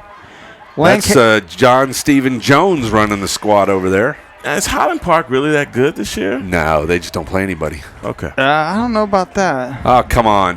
Birdville back to punt. Deep to receive for Colleyville is Cam Brown. Brown's going to back up and let it hit. Oh, get away from it. It does. Be down at the 17-yard line, and that's where the Panthers will take over. We'll have to see if Cam Brown comes back out on offense. Under 2:15 to play in the third quarter. Alongside Heckma Harrison, Chris Beam, Doug Branch from The Fine Arts Athletic Complex, affectionately known as the FAAC. The FAAC. I said the FARC, didn't I? You did? It's the FAAC. The FAAC. Fine Arts Athletic Complex. Birdville. Wonder where they came up with Birdville. Any history behind that? Is there a Mr. Birdville? Was the area called Birdville? Because, well, it's the Birdville Independent School District, and that's Richland, Haltom. I really don't know. I'm dancing over here. The coaches are all looking at me. Yeah. Colleyville's got the football. Snap back, and that's one of the twins. Hands it off inside. I believe that was Ortiz. Jermon Thornton handed it off inside. Hunter Metchling got it. And he rumbles forward for 5 yards. It'll be 2nd and 5 at the 22. You want some more scores? Guess who's in at quarterback? Yeah, it's that guy, Caleb Murphy. Two gloves we'll call him. Hands it off to Ortiz. Ortiz very slowly finds a couple of places to dive in and out of, and he's going to go forward for a few yards, and there's another Birdville Hawk down, but I believe he's going to make his way up to his feet, and he does. It'll be 3rd down and a long 3 for Colleyville. Yeah, I like that. I like this. Every time Caleb Murphy gets into the offense, on that kind of a wildcat play, I look for him to take the ball and run it himself. Make it 3rd and 1. Is it 3rd? Couldn't see where they marked it. Yeah, okay. 3rd and 1. Keeping it up the middle. It's twin, and he looks to have gotten a first down, Jermon Thornton. And they move the sticks, and that's another Colleyville Heritage Panther. First down. Under 1 minute to play in the 3rd quarter. We've got 13 minutes less than that actually to play in this game. Colleyville up 44-17. Defenses look pretty good, although we've given up 17 points. Snap back, handoff, coming to the right. Getting a little room, I believe that was Hunter Metchling. And he'll pick up another 6 yards out to the 35-yard line. That's a solid run by Metchling. Like you said, Chris, once he gets the ball, man, he's all downhill. Yeah, he is a downhill runner, boy. He has one cut, and that's about it. So that's it. That's all you're going to get from him. He's an A&E guy. Uh-huh. He's an A&E guy. A&E? Yeah, right. That's all you see. Yeah, that's all you see. A&E. All right. Write it down for him here. I got it. He got it. He got it. Oh, yeah. You know what I mean. Oh, yeah. Oh, yeah. I got you. Yeah. He's an all everything. Yes. Looks like they're going to let the quarter come to an end. So it'll come to an end. Colleyville leads at 44-17. 4th quarter coming up next here on high school game night. Back after this, if I can get the computer fired back up, because it's dead right now. So let's go ahead and keep talking. I'll go ahead and change it from halftime. We went through the whole. We skipped the 3rd quarter. I could tell you a couple scores you want. Grapevine took care of Carter Riverside, 58-0. Do that. And as I say that, I need to hit back a couple more times. Let's go with Waxahachie 35, Midlothian 21. And that's 12 minutes left in the 4th quarter. Okay. White House is up on Ennis 21-16. Woodrow Wilson 78, Adamson 0. Wow. Mercy rule. Wiley East is up 35-0 on Royce City. Mesquite Poteet 23, North Forney 3. Okay. Mansfield Legacy 28, Mansfield Timberview 13. Now, if I remember correctly, Timberview, did they make it to the state championship game last year there, Doug Branch? Mansfield Timberview. Yeah. One of the Mansfield schools did. Yeah. They're not having a very. I think they were you called graduated a few because they haven't been doing too well this year. Mansfield Lake Ridge. Oh no, it was Lake Ridge, 39-17 over Red Oak. Okay. Lancaster 38, Mansfield Summit 7. Highland Park now is up 25-3. Here you go. Here we go. 2 guys in the area. And long throw down the field. They knock each other down, and the ball comes free, and nobody is able to come up with it. Do you think the play was called that way with those 2 routes? No. I don't know. Usually you don't put two guys in the same area. No. Yeah, that's. Hey, Doug, won't you go over there, knock on that window, and ask him to run the ball? I'm just kidding. Doug, I'm kidding. Oh. He's the ball. Run the ball. Here we go. And there they go. And going to be short of the first down. It'll be 4th and 2. Would you kick it? No. No? No. I'd line them right back up and run the air's out of this ball. The air is out of this ball. If you can take this the length of the field and run it, you might be able to get it under 5. You think? Oh, yeah. Under 5 minutes? Yeah. Oh, no way. Just running the football. Yeah, you're getting 30 seconds of play. They get a first down right here. I'm saying they don't give the ball up until 5 minutes play. And we got a timeout. Oh, it was down to 1. Let's take it with them. All right. Timeout on the field. How about a little chicken information from Raising Cane's? At Raising Cane's, we know lots of people want the recipe for our delicious cane sauce, but we'll take the secret to our graves. You know, our founder, Todd Graves. He's the guy who figured out which blend of spices makes every drop of sauce totally tasty.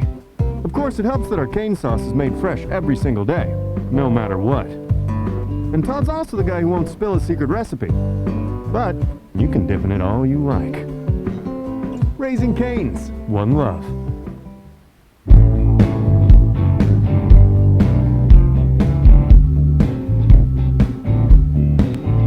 Hey, now listen, folks, I got a little story for you about where I get my comfort food when I'm feeling down and blue. I drive down South Whitechapel to the feed store barbecue. Colleyville decides to punt while we were listening to a message from Feed Store Barbecue, which frankly is making me a little bit hungry. A very nice punt off of the right foot of TJ Watson down to the 30-yard line, and that's where the Birdville Hawks will take over. 11:14 to play here in the game and trailing by 27. Forgot we missed an extra point. Yeah, it looks like the band went home too. Throw on a crossing route, nice fake, and an 11-yard gain and a Birdville Hawk first down. And there's fisticuffs going on in the backfield. Now, why doesn't the official throw a penalty there? He didn't.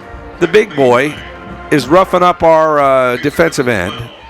Yeah, and they're not going to throw a flag. Oh, come on. He's a bully. He's 44-17, coach.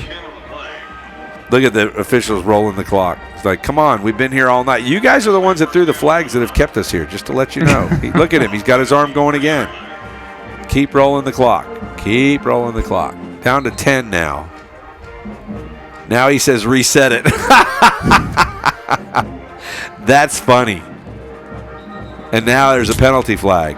Wow. That was funny. So he rolls the clock, right? Rolls the game clock. Then with 9 seconds to go, he resets the game clock. Like so that they don't have to call timeout.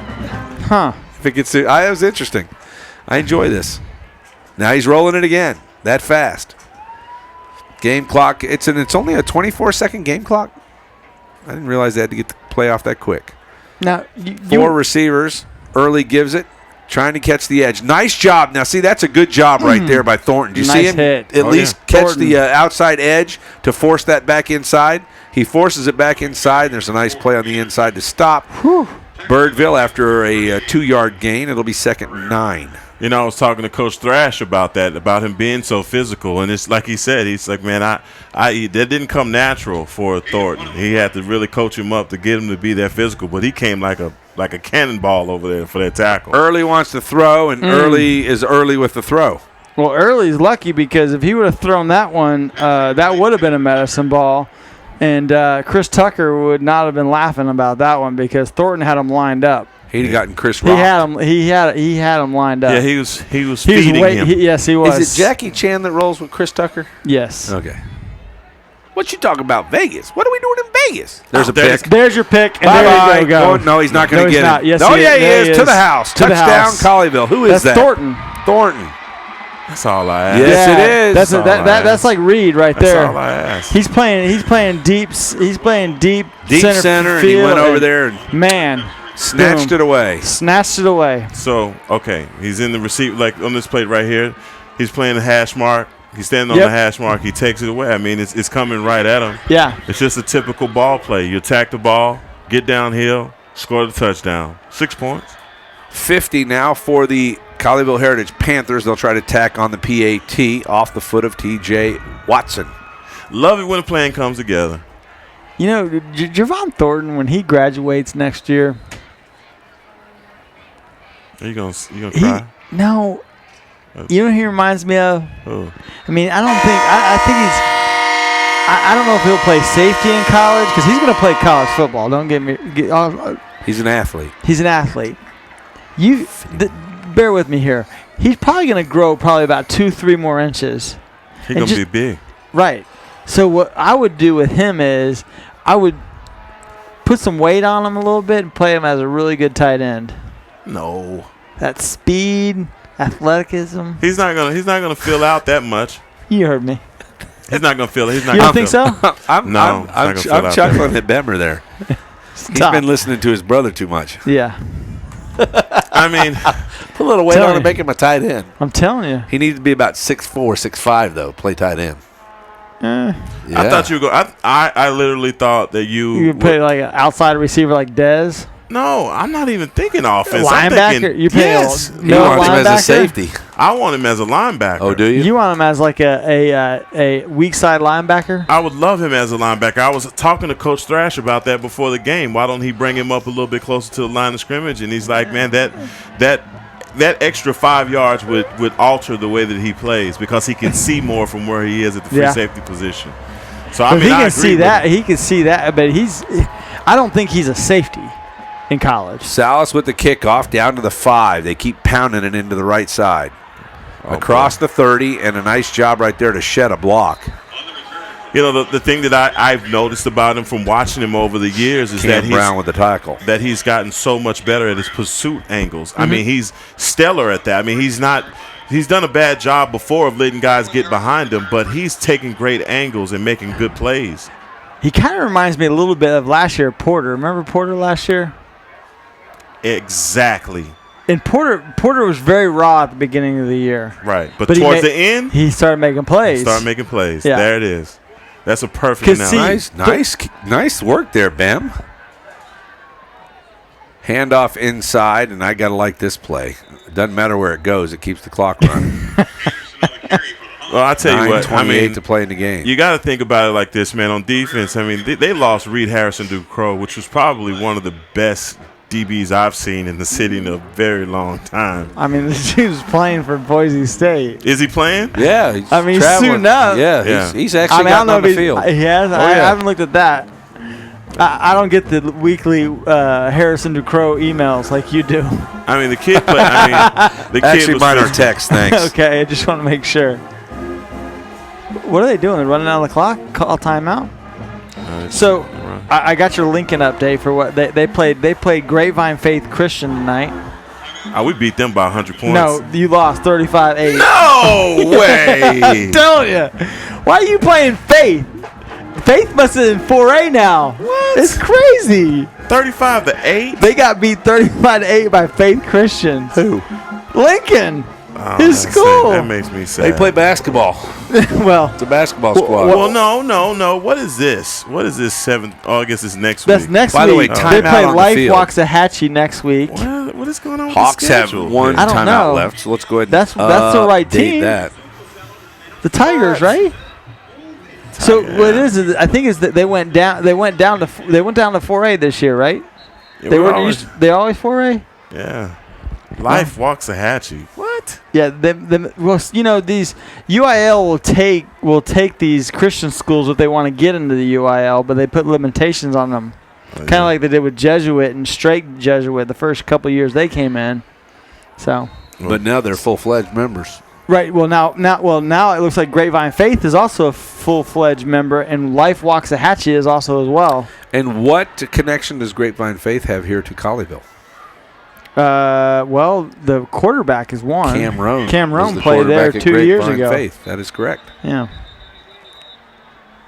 I think that was a wide. Obviously, Grapevine Faith a fantastic school from what I've heard. Right. But a wise move by Cam Roan to get in 5A and 6A competition to where he could really show what he can do, which you may not have seen at Grapevine Faith. I think Christian. a lot of guys. The only other school I know that people go to after this play, I'll tell you. All right, snap back, running, coming right, tackled after maybe a 2-yard gain. It's going to be 3rd down and check that, 4th down and 8. Oh, and we got another timeout. What? No, it was a flag. He's counting 1, 2, 3, 4, 5, 6, 7, 8, 9, 10, 11. He's going to say 12. They have 11, 13 on right now, but the 2 guys were coming on.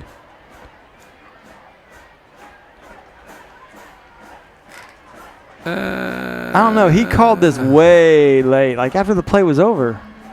I don't understand this. They're going to mark off 5 yards. Illegal participation. Colleyville. Look like they had. Well, how many they got now? Because the 4 guys just went 2, off. 4, 6, 8, 10, 11. Okay, just want to make sure. So the 4 guys went off. So no wonder they're playing such good defense. I mean, their defense is stellar. Got 13 guys. Yeah. That just breaks my heart. That breaks my heart for that boy. Oh, what a hit. Nice hit, and it's short. It's going to be short. It's going to be a yard short of this first down. They needed to get to the 46-yard line, and Colleyville just stuffed the running back who's still on the ground. Is that Isaiah Weatherspoon? I hope not. It's actually Weatherford. Weatherspoon. I think it's Weatherspoon, isn't it? No, it's not, and it's not. It's number 4, T.J. Anderson, the wide receiver, who's been converted into a running back for tonight's affair. And it's not Weatherford. What does that say? 24. Oh, it says Weatherspoon. It's Weatherspoon. Isaiah Weatherspoon. That's what it says. Sorry, Bemmer. It's Weatherspoon. I've been calling him Weatherford all It's night. Weatherspoon. No one. Well, sorry about that, Weather family. Weatherspoon. Don't cry on my iPad, please. I'm a little hurt about this. Can't you tell? What's he heard about? Well, he's been looking at the Lincoln schedule, and he noticed that they just lost the Grapevine. Just take it from me. Just take it. Hurts too bad. How was the team when you played there? Excellent. Like state championship excellent? No, not state championship. But we Coach Reginald Samples was our coach. Oh, I remember Coach Samples. He coached basketball too, didn't he? No, man. No? Just football? No, just football. You guys get paid when play over there? At Lincoln? Yeah, we was eating plenty of crab cake and lobster at Lincoln High School. Wow. Anything else, Douglas? Crab cake and lobster. Crab cake and lobster. I actually believe that. Was that your pregame meal? Yeah. Woo. Birdville the punt. We got like which. Yeah, I was going to say. On the run. Ooh. And then he's going to get hog-tied down. Almost looked like a horse collar in a second. That just makes me cringe when I see that. Do not like that at all. I hate that. Actually, they'll mark it at 33. 7:27 to go, 51-17 Hawks. Pretty much a formality. Let's run the football. It's 51-17 Panthers, you mean? Oh, I said 51-17 over the Hawks. I thought you said 51-17 Hawks. I might have, but we'll just have to check the tape. Yeah, you did. Yeah, we'll check the tape, but I think that's what you said. And you guys are definitely going to check the tape. No, we're not. Oh, I thought he was going to say we're definitely going to drive tonight. Here we go. Running play up the middle, and this one will lose a few yards. Is that French back quarterback? French is at quarterback. All right, Landry French back in the game. Landry French back in the game. By the way, I might add, Landry French is undefeated as a starter. Yes, he is. Yes, he is. Well, actually, he's 1-0 as a starter. 2-0. 2-0. He started the Dunbar game. No, he didn't. No, he didn't. No, he did not start the Dunbar game. He didn't? No. Rome had nice cut. That is a really nice cut. Oh, ball's out. Ground. And there's a scrum. I don't know what's happening on the bottom of that. If Colleyville gets it, it's going to be a first down. It will be a first down, but I don't think Look at they the got official it. pushing the kid they out. Got it. First down, Colleyville. Oh, no. The Hawks got it. Yep, they sure did. I'm sorry for that young man. That ball popped out, and when I saw his hand straight out in the air, like like Whoa. Superman, like, oh, where's the ball? That's when you're like, oh, son. Yep. Oh, son. Oh, son. I'm sorry. It's kind of like what Coach tells us when they threw one of his players out of the game 2 weeks ago. Who was that? That's great. God, it's funny. Great play. Way to drive on the football. You drop it? No. No. Nice job by Mosley, though, Chris to come Tucker. in. Chris Tucker. That's who it was. Who caught the ball? Chris Tucker. And who? Chris Tucker. Who's the guy who I was saying? Jackie Chan on the tackle. Running forward out to the 35-yard line. It'll be 3rd down and 2 for the Birdville Hawks. Thing is Birdville's going to make the playoffs. Birdville's going to make the playoffs? Yeah. Seriously. 4 teams go? 4 teams go. So you're assuming the top 3 are going to go, right? So the top 3 are going to be Grapevine, or Colleyville Heritage, Grapevine, and Richland. Okay? So the 4th team is going to be between. It's not going to be Polytech. Oh, that ball go down nice. on the ground there? No. Nope. They tried to pull it out. Think about it. 4th down and a yard. They've already played Carter Riverside and beat Carter Riverside. So they're probably going to beat Dunbar and Poly. They'll probably beat Dunbar and Eastern Hills. And Eastern Hills. So that's there you 4 go. wins. That's 4 wins. They're going to be. They probably the hardest game they're going to have is probably Eastern Hills or Dunbar. Well, no, Dunbar's not going to have enough players left by the time they play them. Yeah, basketball season will be going. No, because Coach would have thrown all those kids off the team like he did that one night we were there. That's true. True. Threw his starting quarterback, threw him out of the game. Now, who was the team we played? Doug, we played your team last week. What's the name of that? Eastern Hills? Eastern Hills, the Highlanders, as Chris Beam called it. The Highlanders. Oh, that's a stop. That's what we call a stop. That's 4th down. That's our ball right there. There we go, boys. Great. Rotate. Great defensive nice stop defense. Right there. What number? That was 20. Was it 20? Now, I thought that was Matthew Herrera that got him in the hole. 38. 38? Yep. Yeah. Matthew Herrera. Yeah, there we go. That's what you call plugging a hole. And he did it. Becoming the cork.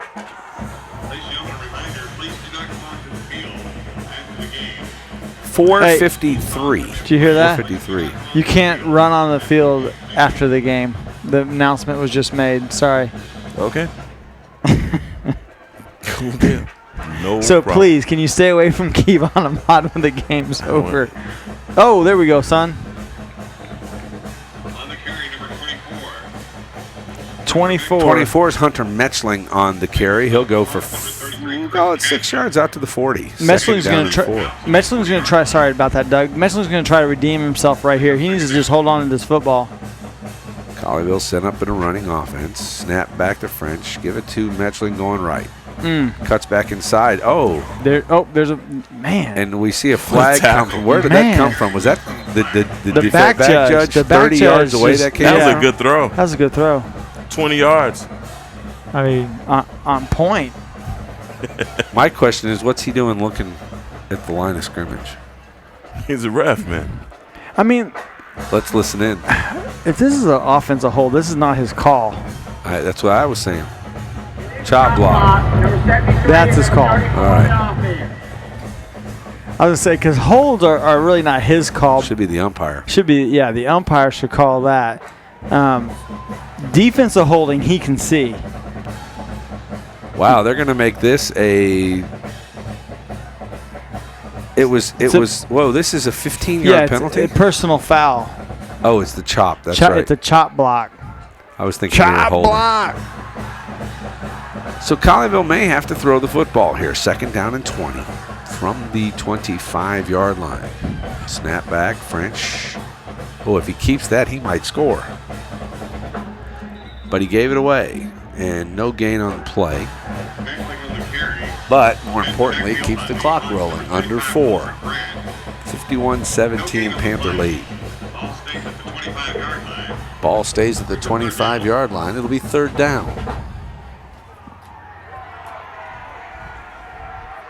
Alongside Heckma Harrison, Chris Beam, Doug Branch from North Richland Hills, the Fine Art Athletic Complex. French going downfield. Oh, what a throw! And a good catch. With your voice just... I mean, you like that? He sounded like the... Dude, he sounded like the... He just turned 16 again.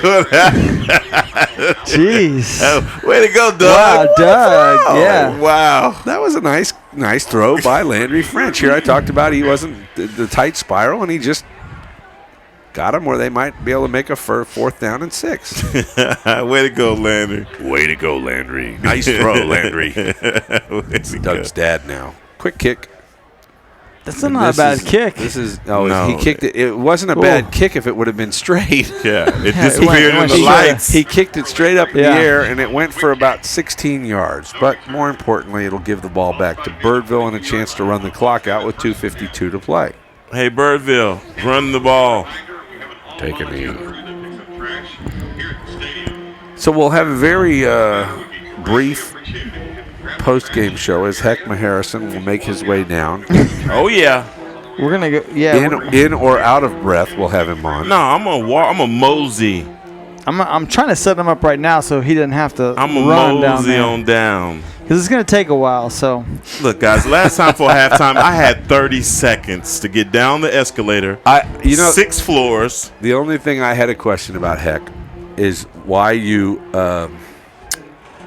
When you got to a point where, and there's a nice run down the far left side for about 17 yards for Birdville, and they go out of bounds and they'll stop the clock at the 41-yard line. You didn't limbo.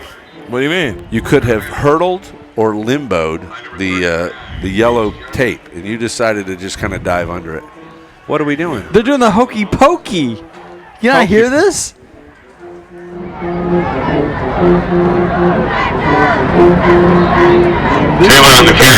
The Birdville band is doing the hokey pokey. Tackle made to the Panthers, number 46. 2 minutes left in the game.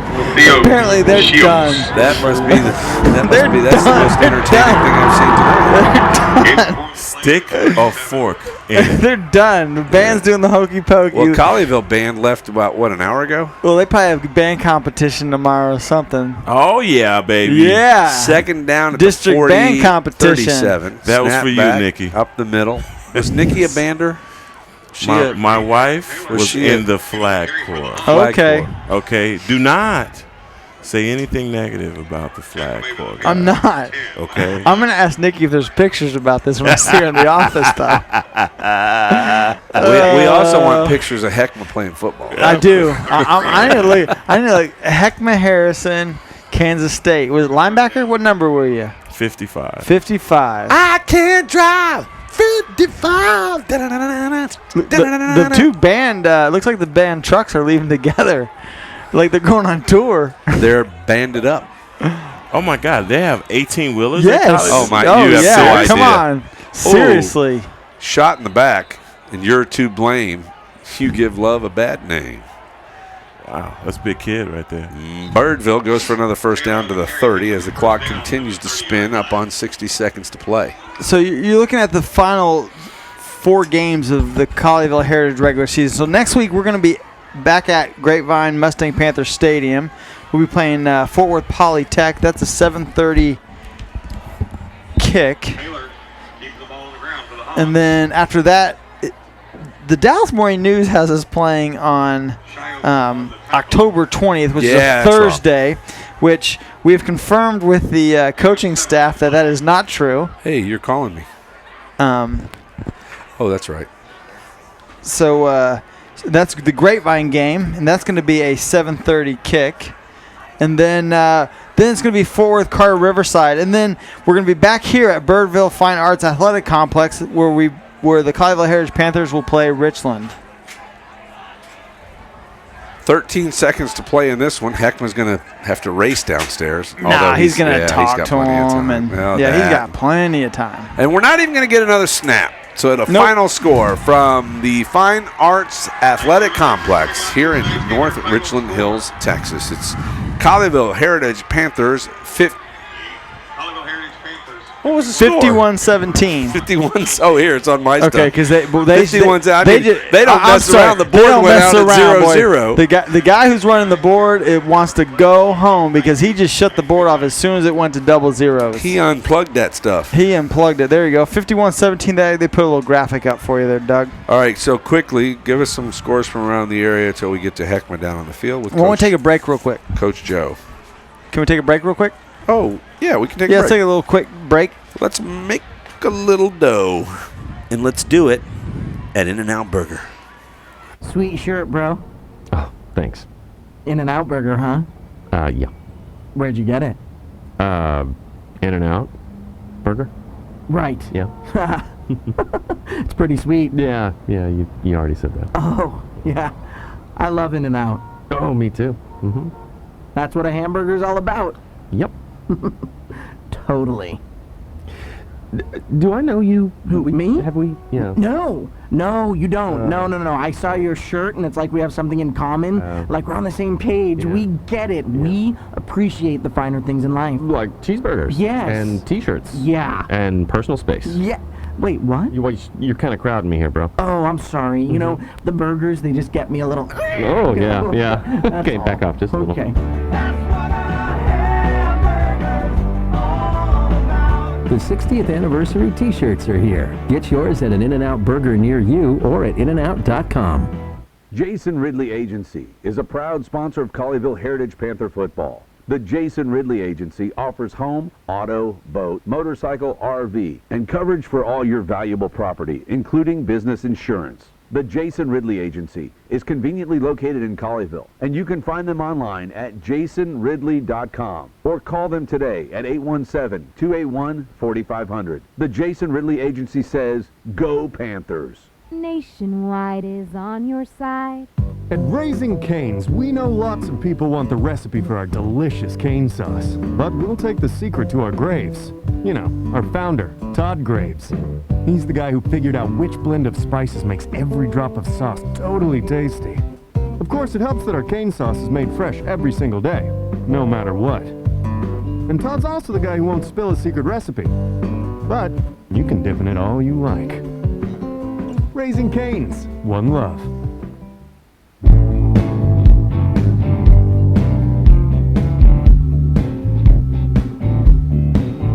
Hey, now listen, folks, I got a little story for you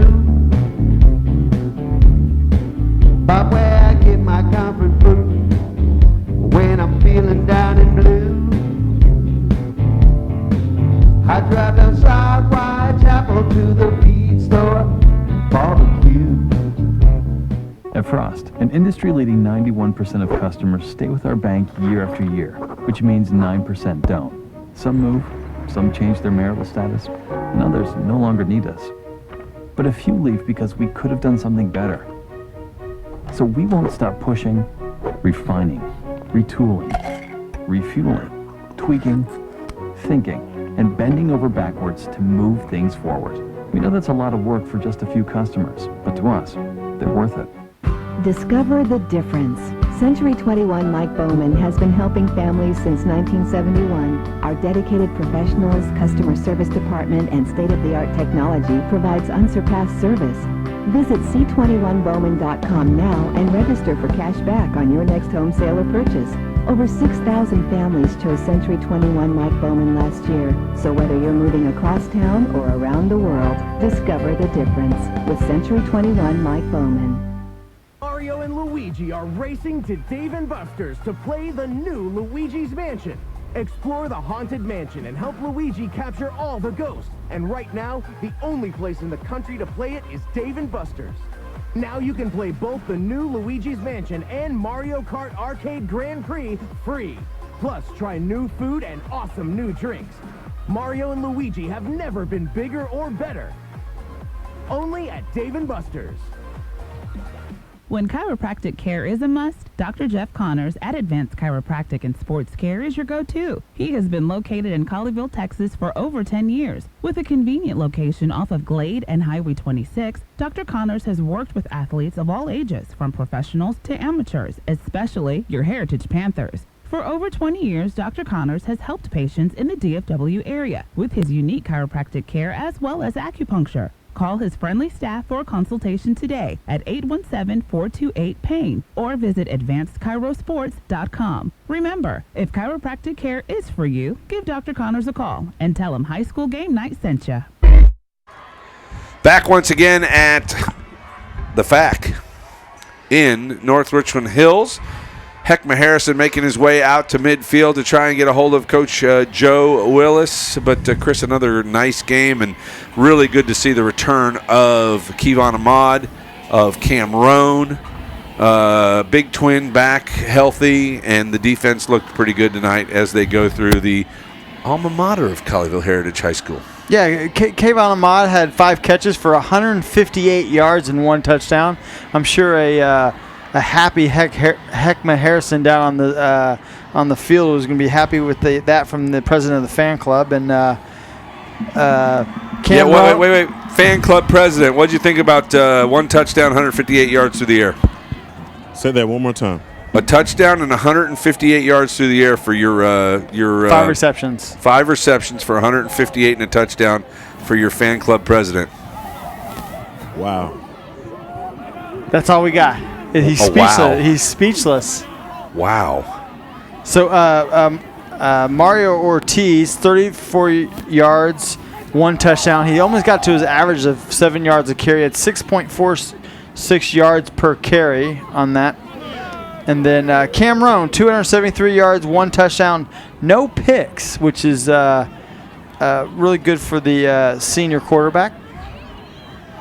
They are in their specific group meetings right now. Normally we're able to get Coach Joe, but apparently he is leading one of those meetings as they debrief, which I think is a really good idea. Post-game, instead of going and celebrating, celebrate just a hair, go through, do your alma mater, and then debrief. I was just looking at Cam Roan's season stats. He's thrown for 11. He's over 1,000 yards on the season tonight.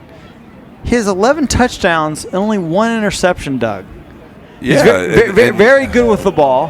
He's he's learned that you got to protect the ball to win football games. And the 1 interception he had was the one against Aledo, the first game at the end of the game. And he told Coach said he learned from that. He knew exactly what he did wrong, and They got you about ready? Yep. We're ready for you. All right. He's trying to get Coach Joe. Come on, Coach. Here comes Coach. Here's Coach Willis. Keep walking him this way just a little bit, Heckman. We're getting a little bit of traffic from you, but let's go down to the field. There we go. Coach Joe Willis and Heckma Harrison. Heckma Harrison here on the High School Game Night post-game show. Hey, Coach, tonight you guys seem to be clicking on all cylinders. This is a perfect time for your team to peak. What did you think about the performance tonight? Well, just like you said, it's a perfect time. Middle of the season, that's when you want to play your best football. Building up toward the end of the season. It's good to have those starters back. Obviously, that made a lot of difference for us. Defensively, I thought we played lights out. Thought we played really physical, gave up a couple long runs. Other than that, played shutout defense. Coach, you guys won by 50 points. What's going on with your voice? Well, I never am going to miss an opportunity to coach hard, and tonight was no different. Hey, Coach, mistake-free football, no turnovers or interceptions, basically by your quarterback. Mm-hmm. What is the difference with having Cam Roan back in and the leadership that he has and the way that he has your offense moving? Well, just what you said, his leadership and his voice on the field, his experience and his confidence. Those things are intangibles you can't replace. He's a warrior too. Kid's still hurting, but he's out here playing tonight, and you would never know he's still got to hurt. So he's an awesome kid. Having his voice experience and all that stuff out there tonight made a big difference. All right. Thank you, Coach. Yeah, you bet. Appreciate it. All right, Heckma Harrison down on the field. Thank you for that with Coach Joe Willis, part of our post-game presentation for you. So from Birdville ISD's Fine Arts and Athletic Complex in North Richland Hills, it's a 51-17 Panther victory over the Hawks here in District 8-5A. Man, I almost choked up on that one, Chris. A nice game tonight. Wrap it up for us. Yeah, real nice game by the senior quarterback, Cam Roan, and his junior wide receiver, Kevon Ahmad. I believe the defense really almost pitched a shutout in the second half, only giving up 7 points in the second half. This 51-17 win over Birdville. I mean, it's a quality win. This is a team that you look at the schedule, and Birdville played well last year in 5A, and you come over here and if you want to be the best in the district, you have to go take one game at a time, and that's exactly what Coach Willis is doing. He's taking one game at a time and move on to the next one. So next week, Polytech. All right, the Parrots come into the Parrots of Polytech. Well, we're coming to Colleyville. Gee whiz. Polly want a cracker? Yeah. Polly want a cracker? I get it now. Polly want a cracker. Is that why? It's Polytech. Polly want a cracker Parrots. Yeah. Maybe that's it. That's it. I may have broke the code. All right. Okay. Before we get in trouble, let's wrap it up from here. For everyone who has been a part of this one, of course, Coach Joe Willis on the pregame show and, of course, on the postgame show. Justin Toberny stopping by at halftime. Mark Largent from the Dallas Morning News and Star Telegram giving us his insight for Heckma Harrison. Chris Beam, Doug Branch signing off from North Richland Hills. We'll see you next Friday night from Mustang Panther Stadium, 7:30 start. It's the Colleyville Heritage Panthers and the Polytech Parrot. You're great. We're over and it's out.